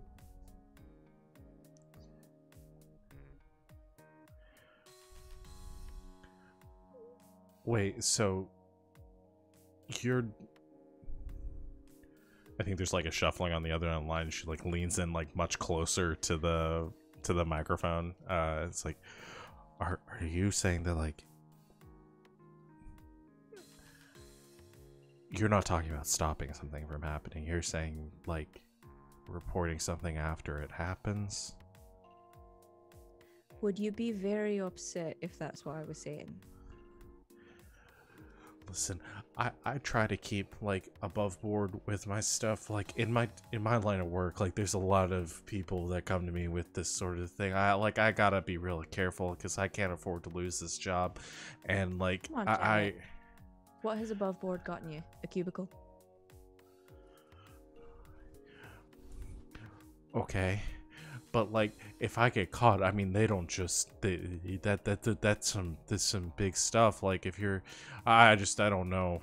Okay, if you get caught, you blame me. What are they gonna do? Fight me? Go ahead and roll. What is the? What am I thinking? Fast Probably talk. something I should not be rolling. Well, okay. So here's the thing: there's fast talk, and there's no. You're not playing hardball with her because you. No, haven't I'm threatened super her. not playing hardball because No. I accidentally made Janet really nice. No. Fast talk is what you're rolling here. Roll plus style. Oh no. I can't help that. I was gonna try to help. I can't help that. The thing is, I rolled very badly. So 4. Oh boy. That's not even my fault. That's just a dice thing, huh? Yeah. Probably could have saved that one. Shouldn't Uh, Karen. You should have. There's a pause on the other end, and she says, listen, I really can't afford to lose this job right now. Like I can't, like, and I don't really want to say no because I know who you are and I'm a big fan of you, but like, and I really don't, please, I really don't want you to come here and like punch me or something, because I'm not, like, is this, did Tony push you up to this or something? Like, is this a... I don't know who that is. Right. Janet, you're Oh, like boy. the only other one I know besides Gemma. Okay. I'm not gonna wait, hold on. No, I'm not gonna punch you. What? I don't know. What person do you think I am? Impulse is gonna push mute. I'm sorry. I never thought that it would come to this. No, I never thought it would come to this. But you're gonna introduce me really quick, and I'm gonna scare the shit out of her. Are you ready? No. Come on. Unleash me, okay? Let's go. Now. Janet, here's the thing. I know you don't want to lose this job, but I really don't want to lose my job either. And my boss is here right now, and she's fucking pissed. Hi, Janet. Is this Janet? Do you go by Janet? Yeah, I go by Janet. Who is this? Hi, Janet. You might meet me. In fact, I know you are going to meet me soon. My name's Impulse, and we're coming to you because your workplace, whether you fucking like it or not, is about to become in the process of a bit of corporate espionage. It happens all the time. You don't really need to worry about it, but in fact, you should be using it to your fucking advantage. So here's what we're going to do. You're going to let us into this, into the internal offices. Everything is going to go down. And in about a week later, you're going to recognize that something's going wrong with the internal workings of whatever goes on with these computers. You're going to turn it all in, and you're going to get a big fucking promotion. And if you don't, well, she might not punch you, but I know a lot of other people that can do worse, sweetheart.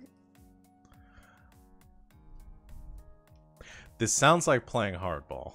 Yes. Okay. Let's go ahead and roll for Impulse to play hardball. The thing I should have been doing. When you get in someone's face threatening Wouldn't have violence, saved that dice roll, though. I don't Yeah. think. And you intend to carry through. That's edge, right? That is edge. Janet, I'm so sorry, but she's the only person on the face of the fucking earth I'm scared of. That's a 6 plus 1 is 7 plus Okay. 2 is a 9. 7 to 9. The MC chooses 1. They attempt to remove you as a threat, but not before suffering the established consequences. They do it, but they want payback. Add them as a threat. They do it, but tell someone about it. Advance the appropriate mission clock. Okay. All right. Yeah. She says there's like a pause in the other end of the line, and you can almost hear her sweating on the other end, and like hyperventilating. And she goes, "Oh, okay. Listen, I really didn't want. I didn't mean to upset you. Okay. You're fine, Janet. Water under the bridge, love. Deep breaths. So I just need to, in a week, report what? You'll see. You're going to let us in as well. We'll figure out all of the particulars. Let you You're in just where? going to escort us where we need to go in your workplace. Where do you need to go? We'll bring you that information very soon, okay? Okay, I only have access to the first floor. I can't get you very many places. I only have like lowest level security clearance. That's okay. You're going to get us as far as you can, okay, Pumpkin? Okay. I'll take her out for drinks or something. That usually works. And we'll go out for drinks afterwards, okay? I really rather not. And a coupon for a choke tattoo. But she's a big fan. That usually works. I've got nothing else. Okay. When can I expect you? We'll be in touch, darling, okay? Okay, I should have figured that. All right. Can I hang up now? You may. Bye-bye. Bye. She hangs up. Okay, well that relationship is fucking ruined. Sorry about that. Are you? Genuinely, yeah. She just seems very cheapish. I don't Nice. like to do that. Just didn't work otherwise. And she's so gonna go squealing as soon as she can. I know the type, so it's something. It's not the best, but it's something. I want to make this right with her. Okay. Well, I'm not having her getting fucking fired. She's not gonna get fired. She's gonna get a fucking promotion. What are you talking about? Okay. Well, you computer types are gonna make sure of that because I feel bad. Were you including me in that? I'm a computer, not a computer type. I love how you think every time I'm talking about you. You were pointing at me. Claire, get this. She called me a computer type. That's exactly what happened. That is what happened. Wait, There's no sarcasm at all in my voice. That's just exactly what happened. Wait, she called you a computer type? Yeah. But you don't know anything about computers. I know nothing about computers. Oh, it's so good. I love it.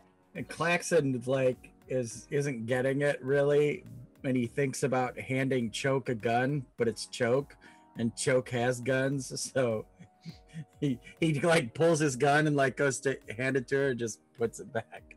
I like think as a joke. I think she sees him, just looks at him and just like nods and turns away.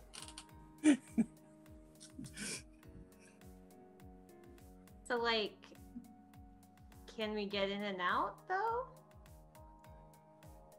I guess. I think we can get in, but I think we might need to do a little more coordinating. Well, if she has like a key card or something, couldn't we just make that have access to more levels? Yeah, but again, we need her available for a week later. So when they go back and see that she shouldn't have access and she did. Nah, because yeah, we need her to at least stick around for a week and, you know, hopefully get promoted. So but getting a key card and fucking with it does sound like a fun plan. So maybe if we can get someone else's key card. I'm Get not top calling access. any of this. I'm not doing it. It's The most I can do is fine. that my manager works there and I can try to set up a meeting with her, but fuck me if that's not like pulling teeth. Not the fun kind. I guess I could call Lance. Wait, do we hate him? We don't hate Lance. You no, sound like we hate him. we do.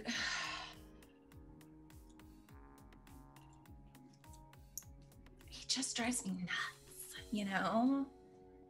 Oh no. I'm gonna call Lance. Okay. Yeah, do Lance. Sorry, Sean. To Lance Kensington. I can't remember. Does he know he was Mara Lee? He does know me as Mara Lee. Okay. That's right. All right. You head to your space and start up a video call with Lance. Yes. Rings a couple times and it comes onto his personal data pad, which you see is holding up. He's currently sitting in a I think he's having his makeup done right now, preparing for a broadcast. And you see him kind of come on the display and he shoos someone off. He's got his Oxford shirt. He's got the little he's got the apron kind of tucked into the front of his collar to make sure the makeup doesn't get on his nice navy blue Oxford. And he says, "Mary, baby, how's it going?" Hi, Lance. Long time no see. How are you, darling? I'm doing just fine. How about you? Oh, well, better now that we're talking. So what have you been up to? Oh, just the usual. Got a couple broadcasts for today, getting ready for. I've only got a couple of minutes, by the way, but knowing you, that's probably all you need. I'll talk fast, love. So, I need you to get me, us, really, because always for you and me, a bit of a meet and greet with somebody up at the corporate arcology up at Ideas. There are some serious allegations that are kind of floating around that I really do think they need to address with the public. All right. I'm not really sure who. Darling, I am on your side, but between you and me, this could be a PR nightmare, but... Wait, on my side, wait. On Ideas' side, but... Oh, okay. I thought you said the allegations were about... I hadn't heard anything from Oh, my people no! about... Okay. No, darling, no, not at all. No, I mean for Ideas. So, they can turn this into a opportunity. And I'll tell you why. And then she'll go on with a bunch of like bullshit, like PR speak about how to turn this very vague allegation thing into something that could become a public relations story of some kind. Right.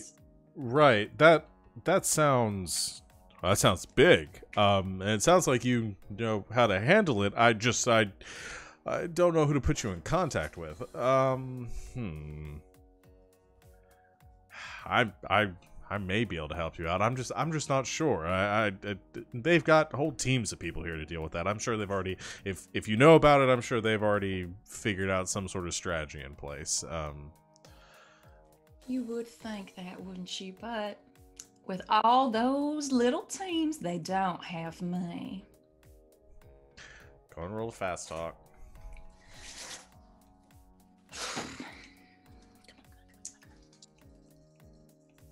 Come on, Lance, work with me! Woo! Hey, that is 9 plus 2 is 11. Okay. I think on a 10 plus... Do what you want. Okay, yeah. Nothing else there. So, he says... Alright, I'll schedule a virtual meeting with some of the PR department. No, darling, no. We're going to be there. Oh, it's a visual thing. We need to see that the arcology, the beautiful, white, pristine arcology could never be involved with something as, despicable as all this. All right. So you need to speak with somebody at the corporate office, you said? Yes. All right.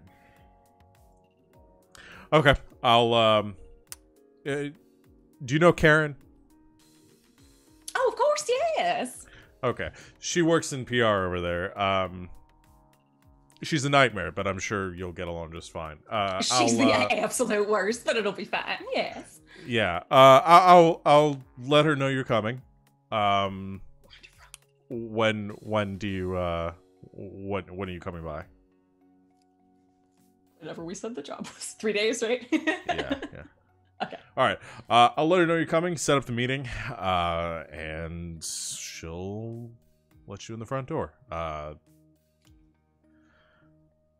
And that's the most I can do.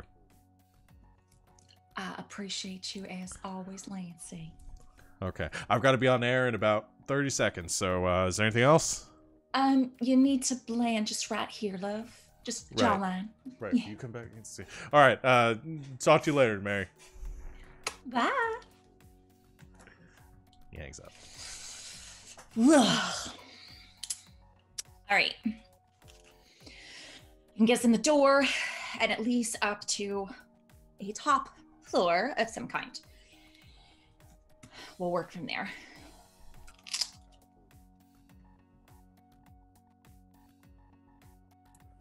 Okay, so remind me why we're ruining Janet's life. I can get in. The rest of you may not be the same. So if we have Janet is still the one that is a guarantee for a week from now to find this out and solve the problem so that Idis doesn't track us down and murder us. Okay.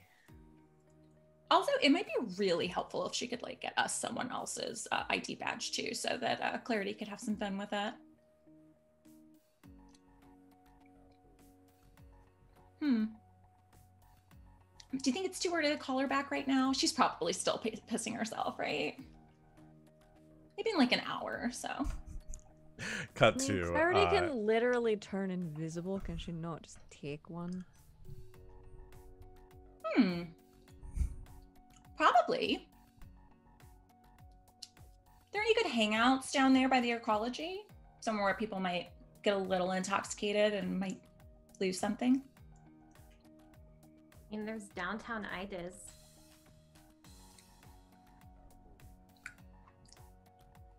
You know, they have all the shops and the bars and things out around the.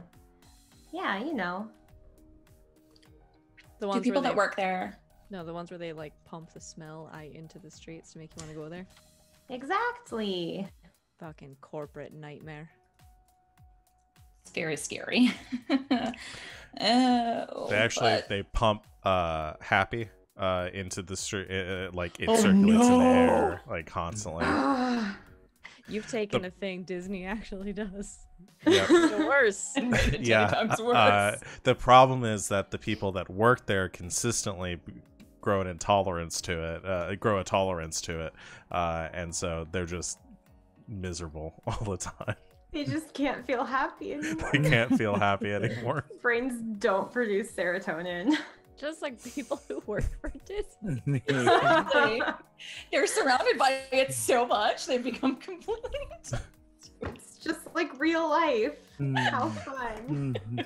All of us begin So to have fun. existential crises. It's so fun. Isn't escapist fiction fun, guys? Yeah. Ooh. Cyberpunk, good for escapism. Said Just- no one. Dystopia. Amazing. Okay, so I can turn invisible.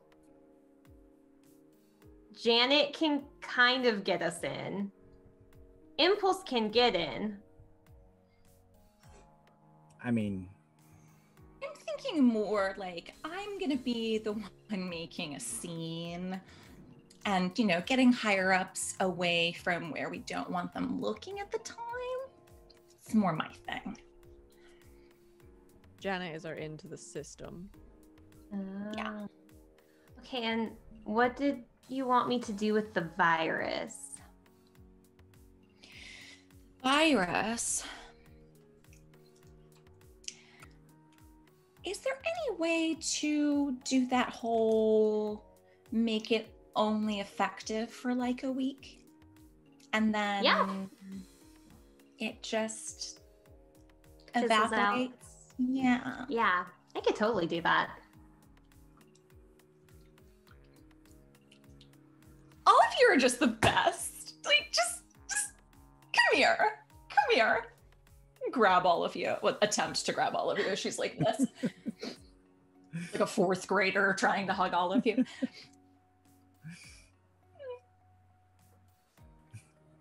I'm not a hugger. Oh, sorry. I should ask. It's okay. Max? he's like a foot taller than you, but Full foot taller. Like foot and a half tall. She's like, I'm talking like, she's like Kristen Chenoweth. Like, she's like 4'11", guys. Yeah.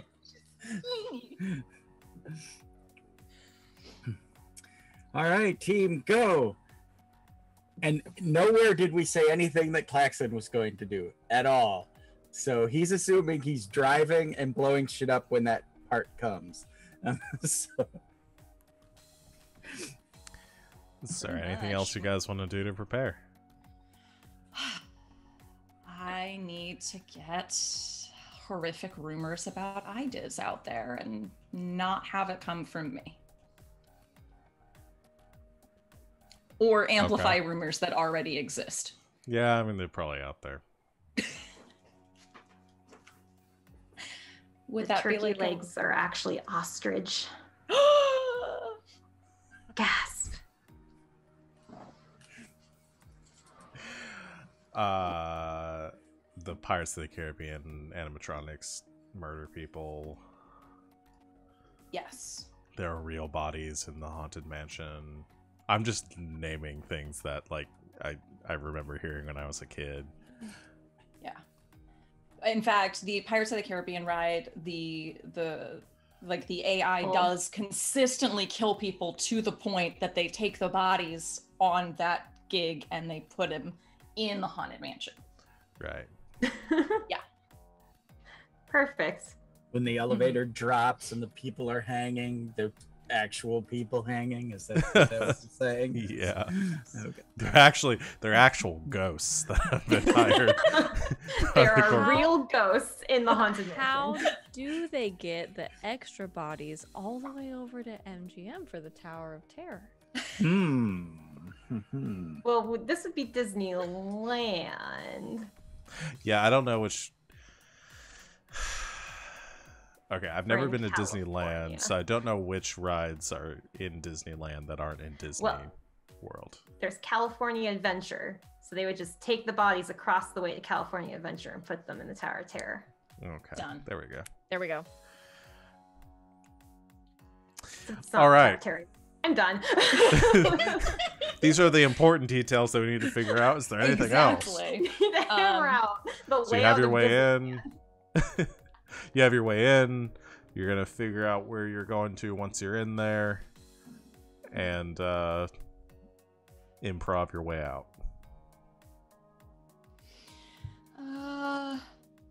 Sounds like a plan we would make. Any more gear or anything you guys need? I know you guys got a couple. Klaxon's got one. Clarity's got two. Here's the thing. I said that I had a beginning of mission move and then just fucking never rolled Oh, it. we forgot about shit, it. I That's do fine. too. Oh, we also never picked how much cred you guys are staking on this, Oh. did we? And god damn it, the things that I could roll I could have hold on rolls. Damn it. Yeah, we really botched that, guys. So everyone takes 2 cred.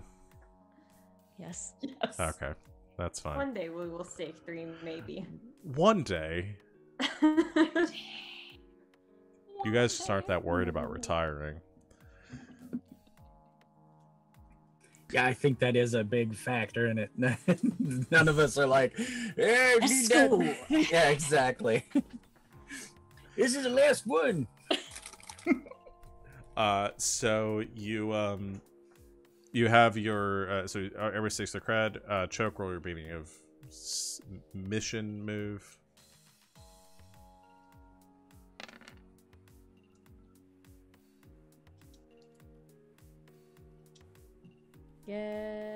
Get one hold. One For hold. during Okay. the mission. And that's the one you can Right. spend for a gear or to show up someplace with a truck. Yes. Okay. Well, with or without a truck. The truck is on me. Okay. Can I roll my driven? Yeah. What move is that? So I will broadcast it. If the mission is something that aligns with your and furthers your vision, which down with the corpse definitely does. You roll edge, and then you can get hold to spend for moves. Okay.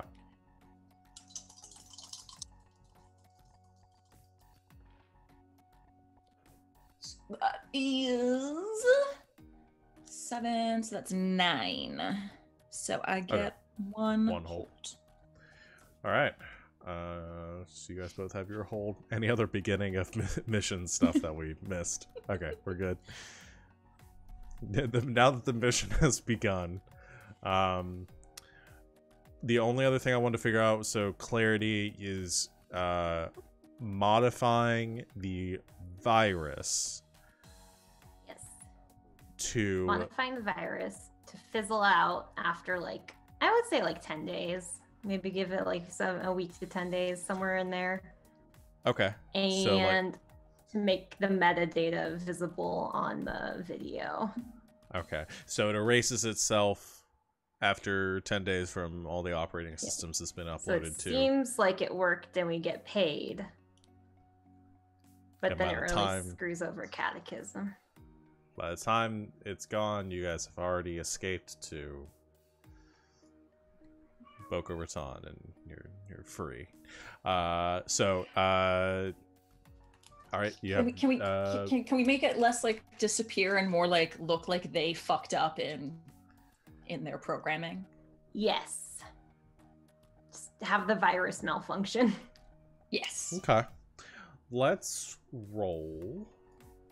That's a good roll for this. Probably synth, right? Well, I'm debating. Yeah. I don't know. I'm close. I'm wondering if it might be mind, because this is more of like you're intellectually like programming the virus to do something very specific, and less about like your synthetic capabilities to make this happen. So, I think I want to do it. I'm playing fast and loose here. I'm gonna do a mind roll, but I think the way it is going to function is essentially we're going to flavor this like because this is kind of a misdirect sort of thing. It's almost like a fast talk is kind of the way I was thinking about it. So it's going to be mind. The result of this roll though is going to have the same consequences as like the fast talk roll. So mixed success, someone might find out about it. Full success, Okay. It'll just happen. So rolling Awesome. mind. Playing a bit of Calvin Ball here, but yeah, roll mind.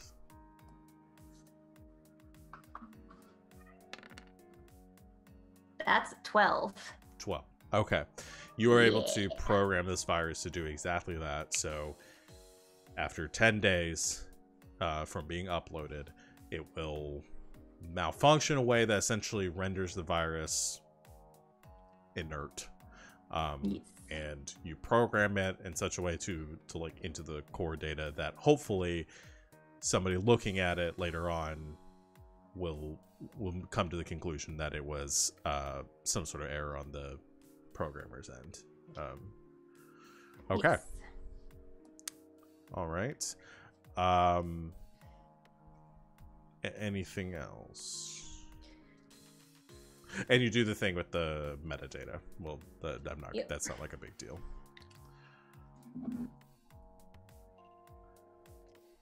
Cool. Do we want like a map of the facility or like That would be smart, wouldn't it? yeah. That's what I was thinking. Maybe like do that and then iron out exactly what we're gonna be doing because I'm still confused. And also, I think I'll spend my gear on some like encrypted, communications tracking stuff, so that we could track each other and talk to each other without being heard by said corp. Okay, so Was that worth a gear? Yeah, I think that works. So some comms devices some encrypted comms devices. Okay, yeah, you could do that. Okay, yeah, spend your gear for that. And then clarity, yeah, I think like a research roll for trying to find the blueprints to the IDIS corporate offices. A research roll. And I have my special thing, so I'll roll that and see if I get an extra intel. That's a 13. Well, damn. So I get an extra intel too. Okay, so you get 2 intel, Yep. which you got intel earlier, didn't you? So now I have forgot to- 3 intel and 2 gear. Yep. God, Clarity's ready for this mission. Clarity can do this mission on her own. You guys don't need to be here anymore. I can ask a follow-up question too. Yeah, you Puts the can. guns away. You got it.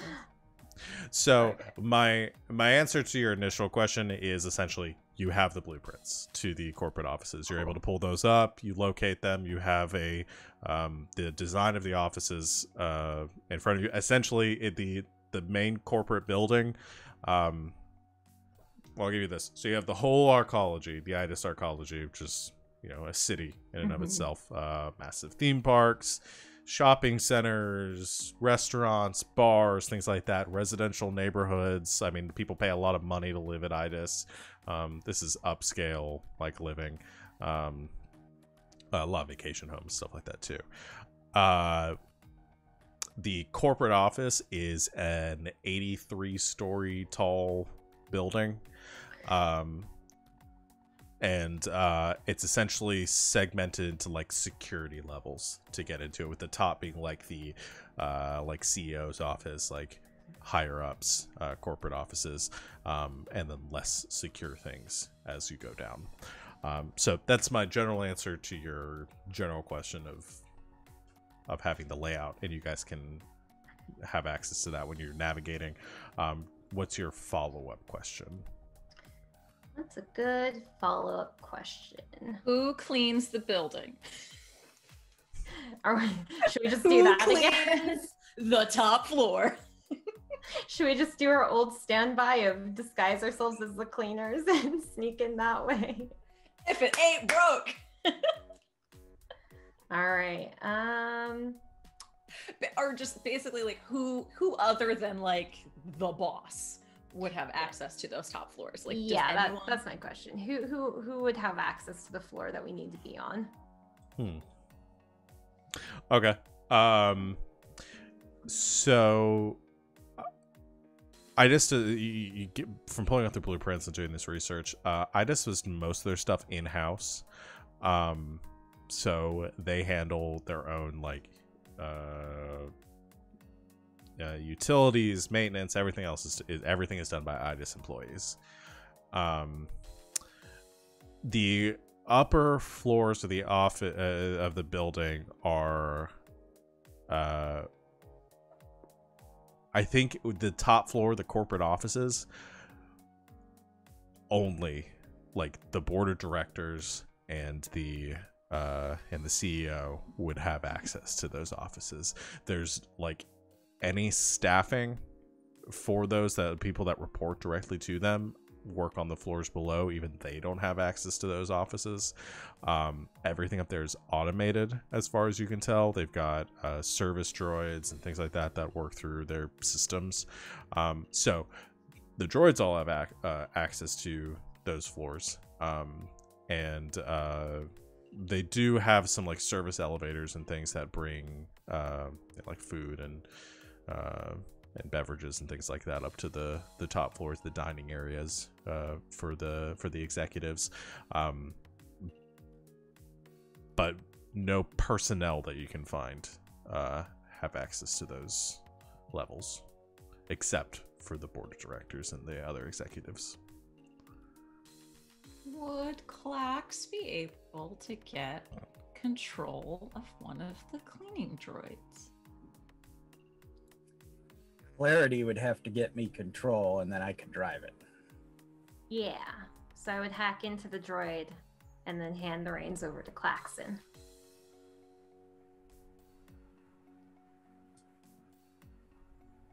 It's hard to raise my eyebrows any higher with these falsies on, but I am raising them. Yes, we see that. It's either that or reprogram Rosie or Chappie to have the access that you would need.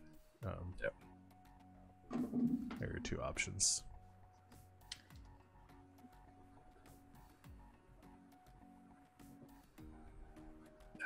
I'm down for either of those. Okay.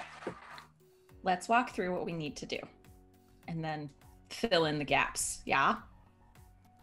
Oh. To get inside, we have to get to those top floor offices. Yeah? Yep. So we get to the very top floor office with... let me clarify one thing.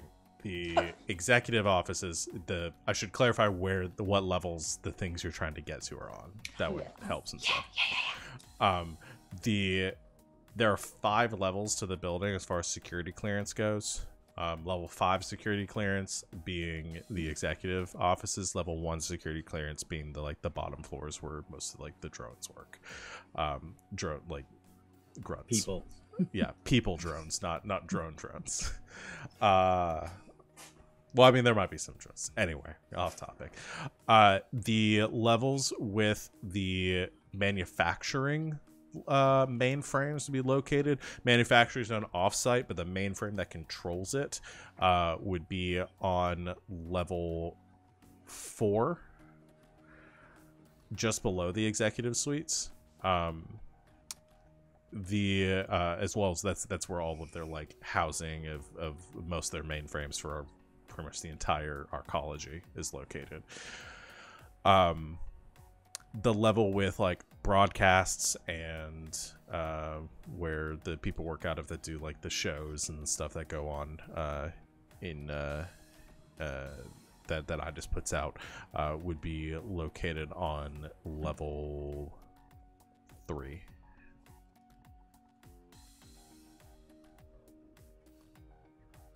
The meeting that I'm having set up from Lance, where would that be?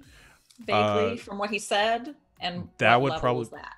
That would be with their, I think most of the specialized departments, offices, middle management, everything like that. That would probably be like level 2.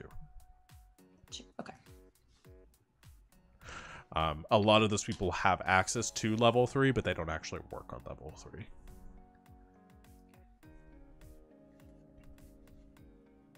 You see, it seems like the higher up you get, the less they want people going up to those levels.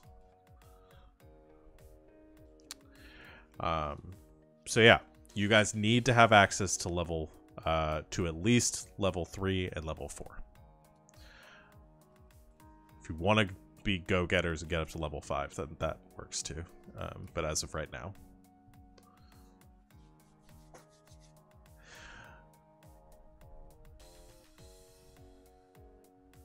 Given our schematics, who would have level 4 access? Other than a cleaning droid.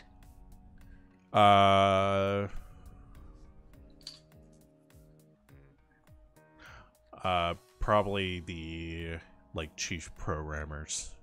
That basically the managers of like the technologies departments that would need to go up for actual like maintenance of the servers.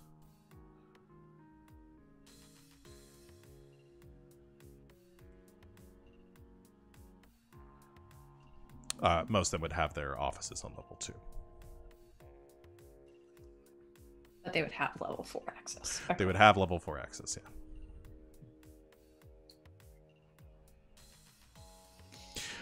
yeah. We're getting close to time, and we don't necessarily you don't have to have your plan done today. So is there anything you guys want to talk about? And then you can take a week to think about anything else and to do any more like brainstorming. And we can do more planning and prep work next week. This is a big mission, so taking some time to do extra legwork is good. You guys are I haven't shown the clocks here today. You guys are only at 2 on the legwork clock, so you've got some room to spare if you want to take some more time to do some prep for it. So no rush. Like I said, this mission could get very hairier in the belly of the beast. So you know they've got a lot of security in there too. Anything else you guys want to do today? Any quick hitters or anything? Or just want to talk about pear salad for another couple minutes? You could talk about pear salad. Yeah. That's all the executives eat. Oh my god, they really are trash people, Welsh. You're right. They eat pear salad and ambrosia salad. They eat any salad that doesn't actually have lettuce in it. So things that aren't just salad.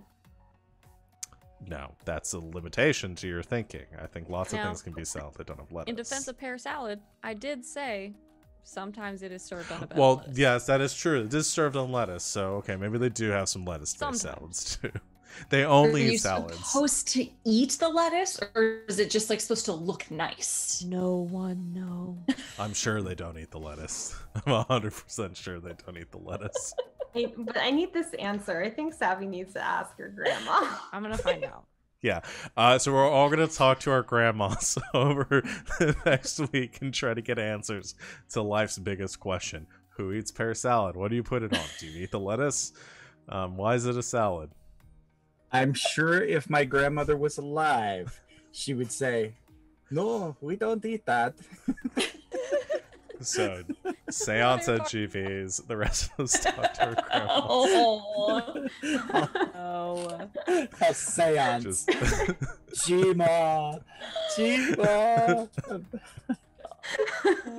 Amazing. Oh, I gotta man. call my grandma, huh? Yeah, you do.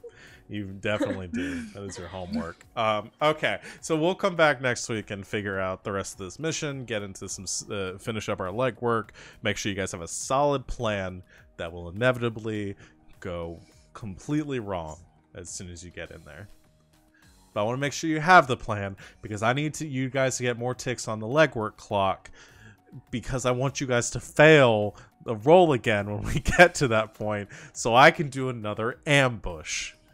So this is a lot of me used car salesmaning trying to convince you guys to do more legwork. Anyway, let's do links before we call it for today. If anyone's got one quick, we already got a hand raise. I haven't even asked the question yet. Is there someone that you think knows you better than they did previously? Impulse. I'm gonna say Klaxon. He Okay. he thought of her first and brought her that info about taking down the corpse and he gave consensual hugs.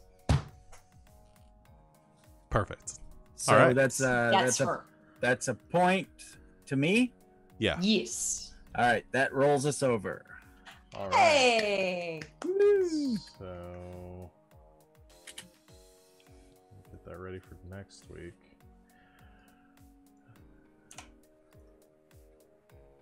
Scene, so that's Klaxon scene with Impulse. No, I come up with the scene, or does it? Yes, I'll you do do. All right. Homework. And yeah, I mean, because we're kind of mid-mission right now, you don't have to rush on that. If you wanted to plan for something to happen after the mission, we can do that too. Or it can happen in the interim while you guys are planning. You guys are doing this over a couple days, and I'm not really a hard ass with the timeline. Okay. Who's next? Choke.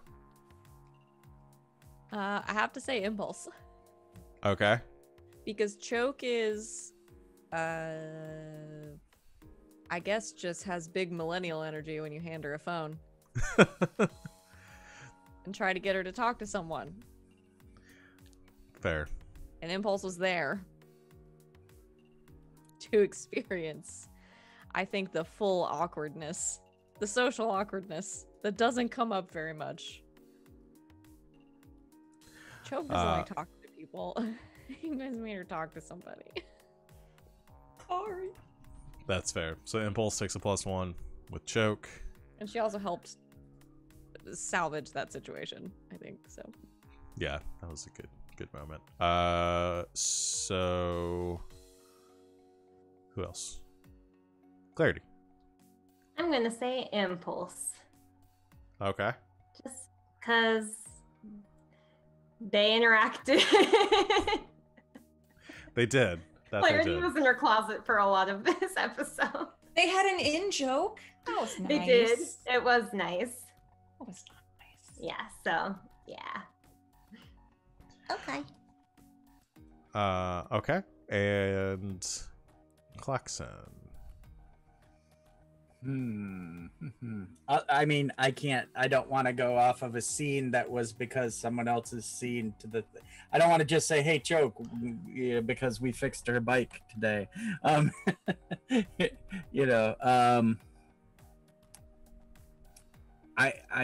guess I'll go with Impulse because he just watched her do the thing. You know, she just was like, took charge and made the plan, and she was like MVP for today. So I'll, and they hugged. Catechism is going down, and they hugged. There's connection. Klaxon took the hug for all of us. Because I feel like Choke and Wonderful. Clarity were both like, why are you talking to me? I also roll over with Klaxon. We have another okay, double. so you guys double roll whammy. another Double double scene. scene. Double scene all the way across the sky. Double scene across the All sky. right. Well, that means we'll just do one scene so you guys can work out We'll with plan each other. together. All right. what you want to do. Unless if you guys really decide you want to do 2 scenes because you both are coming at it from 2 directions, we can do 2 scenes. But it probably work better. Be able to do with one. We'll talk. It'll be the same. We'll talk. It'll be the same Same scene, scene from 2 different but sides. it's a thing. Wonderful. We'll get a vantage point episode. Just keep doing the same scene from different angles. Thank you for bringing that movie back into my sort of consciousness. You're welcome. Dennis Quaid, right? Thanks. Was that- Interesting idea. Thanks, Quaid. Execution questionable. Best movie ever made. The movie 10 was out of half an hour 10. too long. The movie was a great idea, and they put half an hour too much into it. Should have done more vantage points. Anyway, Hot takes let's. on Vantage Point. Nope, we're at the time movie. now. Somehow We it wasted came our out vantage in- point time talking about No, pear which salad. came out in 2008. God,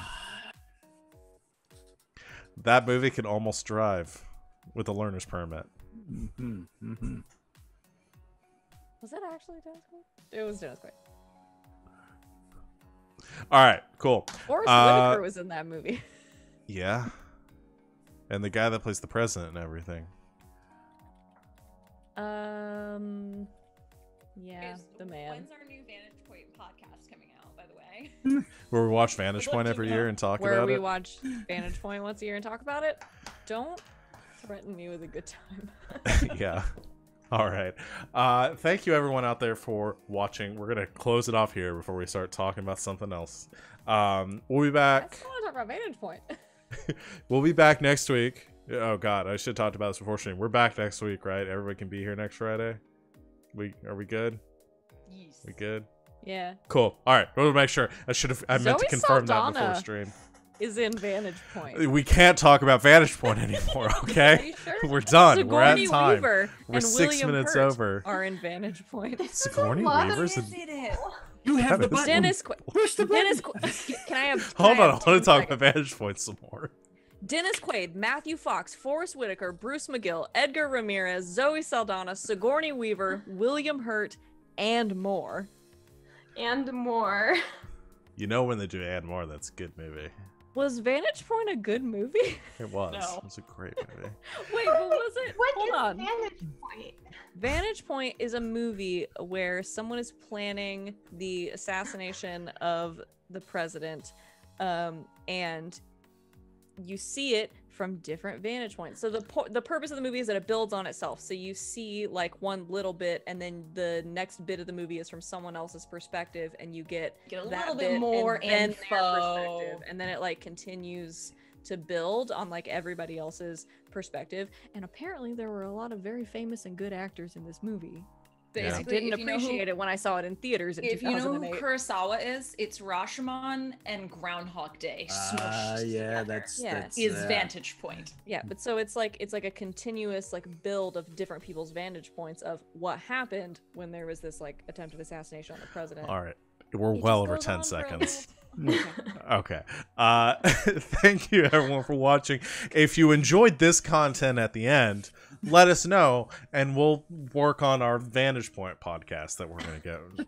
We'll finally get the Patreon going, and you can do a before and after, and you can listen to us just talk about nonsense. And if you need to Apparently talk all about we it, talk about is Kingdom Hearts and Vantage Point. and Apparently. if you need to talk about it like right now, just tag Savannah, join our Discord, tag Savannah in it, and I'm sure she'll sit there and talk to you for a very long time. Are you? So yeah, Was that meant to be an insult? no, I feel like you're dunking on me. That Well, was just factual information. I It's feel the like I facts. should feel like you're dunking on me. I don't. I'm pretty clear. The Vantage Point is real, she's saying, people. That's what she's dropping there. The Vantage Point is real. thank Do you you. think Vantage Point's on Netflix. everyone for watching. I'm just going to talk over everyone and sign us out here. We'll be back tomorrow for Saturday Night's Apocalypse at 7 o'clock Eastern Time. D&D 5th edition, playing the Princes of the Apocalypse campaign or something similar to it. Is it similar? It's not. It's very... It started there. So join us for that. Otherwise, our schedule will be mostly the same this week, with the exception that we will not have Wild Space on Thursday. But I'm sure we'll have other stuff, maybe some one-shots, video games, things like that throughout the week. So join us for all that. I don't think I have anything else. You guys have anything you want to plug? Everybody watch Vantage Point. All right. Thank you, everyone, for watching. We will see everyone in a week. And until next time. On Wednesdays on Encounter Roleplay. Do it. And until next time, good game. And good night, Internet.